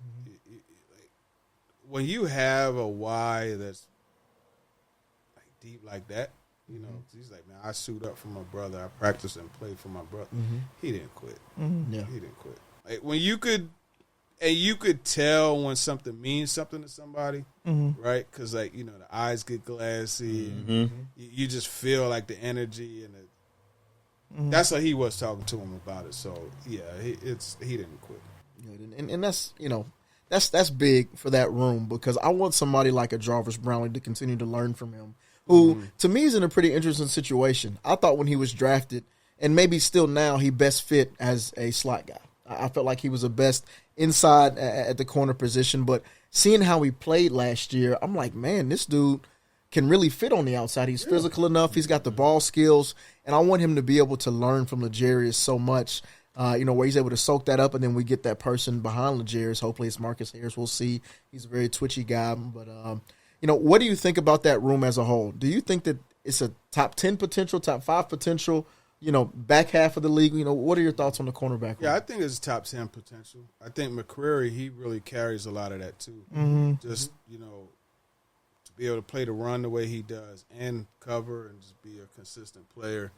To your point about Brownlee, I remember when Snead got hurt, talking to him, and he was like, yeah, man, Jarvis shares his notes L'Jarius shares his notes with me every week. Like, I learned, like, that's the OG. You know what I mean? So it's cool to see that relationship even developing. And that's stuff that, the people that say Snead quit on the team and everything, that's stuff that they don't know. You know what I mean? If he quit on the team, he's not going to still be taking notes each week and being film and relaying. And obviously he wasn't there every week. What happened in December. But, when he was there, he was present. So we'll see, what all works out with that. But I think when you look at the room, Darrell Baker Jr. is also a solid. Yeah, man. Right? He proved himself last. Yeah, he really likes Darrell Baker. Yeah, Baker is. Yeah, he came in and started in games, and you're like, oh wow, like he covered Justin Jefferson in the red zone, and no catch. That's a good play. So I think they have the pieces.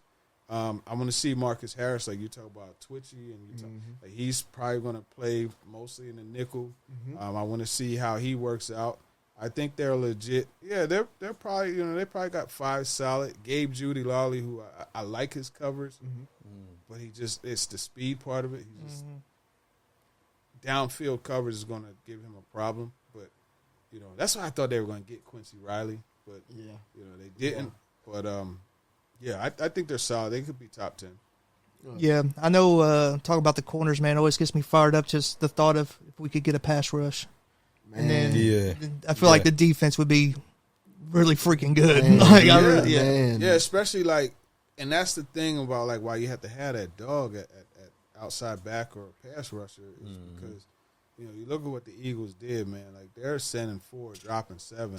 Crazy, luxury. Like, you don't have to blitz. You don't have to. I mean, you're still getting crazy pressure, but when you have to manufacture stuff, you're pulling someone out of coverage, get them on the ball, and go after the quarterback. And then it's just like there's always, anytime you blitz, like there's an answer to it. It's just a matter of getting to the quarterback before he could find that answer, and it's just a chess game. But to not have that edge rusher, it puts a lot more stress on. Yeah, we've gotten real fired up about, I think it's Devontae O'Malley. On the D-line. We just look at the numbers. We're like, O'Malley, hello. Man.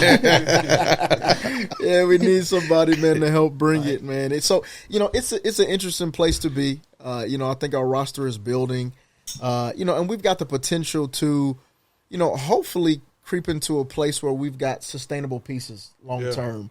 Because, right now, if you were to ask me who's going to be on the team 2 years from now, I may be on the defense. I may be able to name 1 or 2 people, and they're probably the rookies. You know what I mean? Outside of that, I don't know who was the vet who I know is going to be here. So it's an interesting spot to be in overall, but I think that we've got some potential to do some things. Yeah. I personally am excited to see Denard Wilson's year 2. I think that's something that people aren't talking enough about.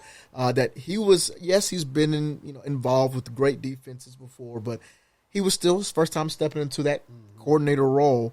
Knowing and being around Denard Wilson, what do you think we can? What changes do you think he's going to make? Not necessarily scheme wise, but do you think there's anything that he's going to change to help be more effective as a defensive coordinator? I think he's still going to be aggressive and call his shots, in certain spots and things like that. I don't know where. Maybe be a little better in predicting certain play calls or concepts or things that they're going to see, I think that's probably an area, and that's not to say he doesn't study film, because he does, but I think just having that knack for knowing what they're going to do when they do it and dialing up the perfect play to stop it, you know, I think like a safety blitz on a screen or something, like, you know what I mean? Like, no, hey, they're going in this situation, they doing boom, and then having that safety blitz come down and knock it out. Like, those types of things are probably where he could get better, just strategic wise. Man, and I'm excited to see that. It feels like all the players really like Denard. Yeah. You know, he's a high energy guy. I love when he comes to the podium to speak. You know, hearing him speak. Him and Nick Holtz are complete opposites to me when I hear them talk, man. But I That's love my hearing guy, them. though, man. Nick Holtz is cool as heck, man. Man, it seems like He's is, so man. cool, man. Yeah, he seems like he's the guy who he knows so much, and you know, he's not the guy who's going to get in front of 10,000 people and give a speech, but I like Nick Holtz, man, and I'm curious to see his step too. You know, as a quasi OC, I don't know if he's an OC. Let me say that he's an offensive coordinator, but I'm curious to see his step and Brian's in the play calling side of the house. You know, having a different quarterback, different weapons in house. I think that they've got an opportunity to take some steps forward. But one piece that I think is really going to help them is the run game. I know you mentioned, you know, you really like TP earlier. I think that he's also, I keep saying this, I know I say this every episode, bear with me, guys. He's one of the most underrated running backs in the league, I feel like. Pollard, man. I feel like he was consistent. He played through injury, you know, yards after contact. I know he was close to leading the league in that for basically the whole season. You know, he's a guy who I didn't expect to carry that much of a load, but he did. Hopefully with a healthy Tajay, he's able to continue to take some steps forward. But, you know, last but not least, you know, the running back room. What do you think about that room? Do you think Superman Mullings is going to be able to add that different feel that we need? You know, what are your thoughts on that running back room? Yeah, you make a good point about Pollard. He is very underrated. And it's crazy because I remember when they signed him, I was telling people, hey, look, like, he's not a scat guy. Like, this dude runs behind his pads. You go watch some of the Cowboy stuff, especially like in short yardage, you know, and goal line. Like, he runs behind his pads. So I think having a healthy Pollard, Spears is kind of like a weapon that they could use in so many different ways. I think when healthy, you know, you could have them both in the backfield. You can motion Spears out and let him run routes and win that way. So it's yet another weapon you're putting in there for Cam Ward. So that's something. Julius Chestnut is interesting. I remember, you know, when he first, I would always tell him when he first got here, like, he reminds me of Natron Means, like a big dude, good feet, you know, but he's lost that weight. He never really ran behind his pads as much, but you bring in Mullings, and now you got a guy like, he's one cut, and I'm getting up. Lindell White, for us Titan fans. Yeah, so being able to mix him in and at 225, you know, 227, whatever he is, having that weight and be a goal line guy, I think he's going to help a lot in those types of situations. Now you don't have to call, you know, option with Cam Ward, you know, like they did with Will Levis, you know, in that game. So it's going to be a good mix. But I just want to see how they find that balance between Tajay and Pollard. Man, that'll be interesting. I got a small bonus question. So, like, do you see, as far as the tight end room, do you see Chig taking a step forward this year? Because last year I looked at it from a perspective of he had to do a lot of chipping, you know, to help out. So it takes a little longer to get out of your break and get to a spot. Yeah. Do you think Cali now, you know, we have to see how the offensive line holds up, but do you see Chig taking a step forward or being able to run more precise routes or being used differently this year? Yeah, I think you could see Chig, his yards per catch expand. But, you know, the thing, Cali's offense, like the tight end is slotted for like 50 catches, 600 yards, like somewhere in that area. But because you also have to go back to what we said about Cam and what he likes to do and them making sure that they incorporate what he likes to do. Cam likes to throw those seams. Yeah, you know what I mean? And me personally, I like Chig against most linebackers in those seam routes. So that's an area where you could see him expand. Then you got to look at the free yards that he gets you. He's an athlete. He had a 51-yarder after the catch. Man. You know, like you see what he could do in that situation, and so that's another area where you could get him the free yards, and for Cam, you know, I think it should expand. We'll see, but I just want to see like how much Callahan incorporates Chig's strengths as far as the speed and the ability to make big plays. I want to see how much that plays a role in them making sure that the offense is Miami too. Because you look at Arroyo, you know, he got busy there with Miami. And the other tight end, 88, you know, was a factor too. So Cam likes to use the tight end. For sure. Man, you know, so I'll ask you this to kind of close it out. The schedule recently came out, and I'm going to ask you, I'm not going to ask you for record prediction or anything, but I'm going to put you on the spot. Is there kind of a subset of games that you think are going to be is there a make or break point in the season per se? Is there going to be a point where you think by this point we'll know who the Tennessee Titans are?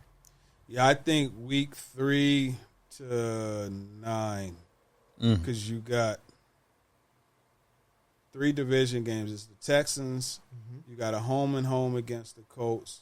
You got the Patriots game in there. You got the Chargers too, and there's one other game I'm missing. But I think when you look at that, because that's going into the bye, I think, you know, going into the bye, I got it here. 4, 5, 6, 7, 8, 9. So we said that you've Colts got twice, Colts the week Texans, 3, Texans week 4, Cardinals week 5. Cardinals, that's the one. Yep. And then the Raiders. Raiders, Yep, yep. Raiders. So I think, you know, that back-to-back Arizona and Las Vegas, that's going to be an interesting one, because if they stay, which from what I'm hearing they're not going to, but if they do, like, that's a good opportunity for this team to kind of like get even closer. Yeah. Right? Yeah. Because you're out there. You don't have family to go to. It's just it's us. It's just locked in. You know, so if they don't, still just the adversity of going back and forth, you know, twice. Yeah. That's a good one. And then again, the 3 division games, we know the stuff with the Vrabel game. Then the Chargers. I mean, the Chargers are a good GPS point going into the bye week, because you're going against a team that, you know, your pass defense is supposed to be good. You're going against a team with a pretty solid quarterback, and then just overall, like, they're a playoff team. So the O-line will be tested, right? You know, Kyle Kennard, you got Bud Dupree, you got Khalil Mack. Like, they're strong, and the secondary is good. So I think, you know, it'll be a good matchup for them going into the bye. And that's going to be an interesting stretch, because, you know, you've got that bye period where you've got that home game, and you think you got 3 more home games after that. I think you get a total of maybe 4 in a row, maybe including the bye. I'm not sure. But, you know, you've got an interesting stretch of games where, you know, assuming we start Cam Ward, I think it'll be a challenge for him, because throughout that stretch you mentioned, you've got a mix of stronger pass rushers, stronger secondaries. You know, so he's going to see just about every type of style defense you're going to see before you even get to the bye. So it'll be interesting to see how he takes that knowledge, goes into the bye, and comes out of it, you know, and learns from there. Because I think that bye week probably, in my opinion, got the perfect bye week. I think it's not too early. It's not too late. The last 2 years, I feel like we got the bye week 1. It feels way too early. You know, so I'm really excited about that, and I think it'll be, you know, something to look forward to. And the biggest thing for me is Cam gives us as fans a reason to go to the game. Gives us hope. He gives us some sort of hope, man. Is having Cam Ward, you know, here now, having the number 1 overall pick. How does that change things on the analyst/reporter side? You know, does it give you some? Not obviously, it gives you more things to write about, but, you know, in terms of your outlook for the team, does it change things in any way? Yeah. One other thing within that stretch, that'll be the first time he'll see a defense twice. Okay. Because you got the Colts. Said, the home and wow. away against the Colts. So the second, and that's actually why I predicted that second Colts game will be the time where you really, like, you see a breakout from Cam. But as far as Cam, so looking at the Titans having the number 1 pick, going into draft and combine and all that stuff, Senior Bowl, Shrine, it opened things up a bit for me. Like, I got an extra trip to the Shrine week with Shador being there. But even just the readership, anything you write about Cam does well. Oh, yeah. Right? And especially that once, you know, he became the number 1 pick. all of the stories have done well, and that's kind of the strategy. What we're going to do, like I'm going to be writing a lot of camps, so it's figuring out different things to bring. There are a couple stories I have in mind that, you know, I think are going to be different perspective. He seems like he's pretty cool. Like, you know, I pulled him aside and just talked to him a little bit and just told him, you know, what it is. And then I have other people who, you know, have helped as far as just, like, let him know, like, hey, look, man, like, this is the guy you want to make sure that you lock in with, so on and so forth. So it should help from that perspective. I'm actually in the middle of contract stuff now, you know, so, yeah, it helped in some of the evaluations because they're like, okay, well, you know, we see he can handle a big time type of situation because the draft season went really well. Good, man. Good. Well, I'll tell you this. What is there anything you were writing that's coming up? Anything that the fans need to look towards? Obviously, this is when I normally will plug all the social medias. Everybody knows TD. Everybody knows where to find TD. But anything, you know, you want me to point the fans towards that you've got coming up or any cool articles on that side? No, I mean, we're continuing just to work through stuff. Just know there's going to be a lot of Cam Ward stories coming. Hopefully they make Restrepo available to us. Oh, yeah. We could get something on him. But nothing in particular. We're just going to keep rolling with the stories as they come along. Awesome, man. Well, I'll tell you what. If you don't mind, I'm going to go ahead and ask you to just start a couple things. One, go ahead and start your Super Bowl Titans 2028 book. I'll be the co-author. You know, we've got a lot of pieces in-house. 2028 feels about the timeline where we'll be able to just hoist that trophy, man. Just tell me, do you believe that in your heart right now? Do you just tell me you can connect with me on 2028 Tennessee Titans Super Bowl? No, I think there's a lot that has to happen. He like me. He's like me. Hey, maybe 2027, you know, they put something together and get Jeremiah Smith, and now There we go. Yeah, man. There we go. Yeah. Well, Reach TD, out. I want to say thank you for appreciate joining us, man. It's really a pleasure to talk to you. You really gave us a lot more time than I thought we would get. Oh yeah, no, I said I had some time. Yeah, it's incredibly humbling, honestly, for you to be here. I appreciate it. Yeah, so I just want to say thank you. I do got 3 questions for you. so just some random stuff. I want to know your top 3 favorite game day fits of all time. Ooh. If you can remember, you could just actually. So Malcolm Jenkins and Jay, they were together in Philly. They had a shop, and they I had them do a couple customs for me, and they did one that was it was a burgundy one.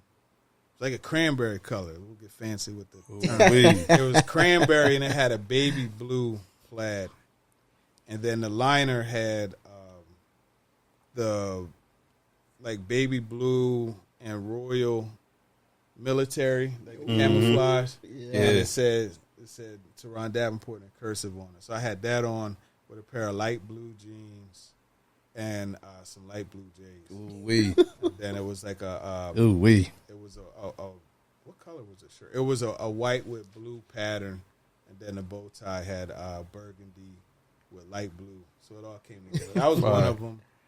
Man, there's a lot of them that I like, man. A lot of them.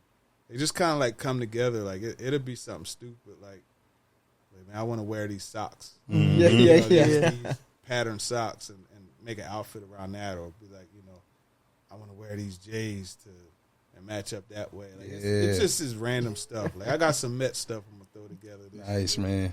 You know, so I rep my team, but. Yeah, I can't really pick any particular favorite fits. I like the one that I had on in the draft, the mock draft. I like that one, like that color, that orange there. So yeah, I mean it's a lot I like. You the Craig Sager of NFL. Man. I hope you know, man. I hope you know people looking for it, man. Yeah, we look for fish, man, for sure. Bring the bow tie too. Yes, sir. Yes, sir. Speaking of like J's, give us your personal J. If you could have them on, you could wear this one shoe for the rest of your life. What's that shoe? You can give me colorway and all. that's tough. It may not even be. Like, I love my orange and blue Bo Jacksons, man. I love those. 'Cause orange and blue, just like, I love that color scheme. Honestly, you just talking about, like, one that I Yeah, what's your go? I mean, you can just even give me from that perspective. What's your go-to, like? It's usually a pair of threes. Like, I love the threes. If I had to pick one, honestly, just the cement gray ones, like just right, because it goes with everything. It's a classy look. I'd probably say them, but I ain't gonna lie though. Those cherries, I grabbed a pair of the cherries a week before the draft, and the 11s they hit, man. They hit, bro. Yeah, man. My final question to you, man, is what's something that people don't know about TD? Because we know you're a man of the community. You do a lot of things, but what's something you would like to put out there that people don't know about you? Something that people don't know. Well, I think probably I'm very invested in my daughters. I would say that. You spoke about giving to homeless shelters and homeless people. Yeah, that's I have a soft spot for that, because it's just like, man, we're all like one bad situation from being in that having that same deal. Yep. And it just, like, I hate it. It bothers me, man. Like going to Preds games or going to a concert, and being in the game, Nashville, the 102.5, like they have a suite, and so you're up there, and it's really good food, and then towards the end of the event, like you look back and they're just dumping it in the trash can. I'm just like, there's people like literally right outside of here that don't have nothing to eat. Yeah. You know what I mean? So it just, I don't know, that's something that just like it bothers me, and so like. Even like for training camp, we throw a lot of food away. So I like to, I'll sometimes leave out of there with 11 to 15 trays. Yeah, just to go hand them out. Little spots I go to, and I give it out. And it's like, I don't do that for people to be like, oh, he's doing. No, I just do it because it's just like, man, I couldn't imagine like how much I would appreciate that. Even like, growing up, like I wasn't homeless growing up, but trust, there's a lot of nights going to bed hungry. Like, if someone would have been able to do that for me, I would have been so grateful. You know what I mean? Yeah. So being able to do that, and that's why it's funny, like we talked a little bit before, I get it. Like, I cut up, man. Like I had the DUI, whatever. And yeah, it was a messed up situation. Situations, right? Yeah, we all have. And I did what I needed to do, but people still harp on that. Yeah. You know what I mean? Like, okay, I get it. You may not like the fact that I like Shedeur Sanders, but like that doesn't mean you're still not a good person. Up, you know what I mean? But it's just funny to me that, because actually I had somebody come, because the one time I just said, forget it. I sent him a DM. I said, look, man, I want you to come hear me speak to people who have the same type of issues with alcohol or chemical substance. I want you to come speak. And then after that, then have your opinion. You know what I mean? Because people are so quick to point to and hang on to the negative, and they just completely overlook the positive, right? And the stuff that you do. I think it's good that, it happened because it helped me refocus. And then at the same time, it's something that I could always look back on and say, hey, I can't go back to get into that situation again. So, yeah, I appreciate you asking that question. Yes, sir. Yeah, man. And, one thing I want you to hear me and I'll say us say, and when I say us, Two-Tone Nation, you're our guy. Yes. There's a reason why we've only had one. I say this like we were on ESPN, but we've only had one guest on the pod, and you are the guest, man. It's because the people have reached out, man. It would be great to hear from TD. You're such a powerful voice in the Titans community. I don't want you to ever take that for granted. No, I don't. Even if you go somewhere else, man, I want you to know that you are, to me, the voice of the Titans. Mike Keith is gone, so you might have to be. Well, man, we appreciate you stopping through. Yeah. And man, let's just give a round of applause to TD for hopping on with us, man. The legend, the icon, the GOAT of Titans media. Talk. Peace. See y'all next week.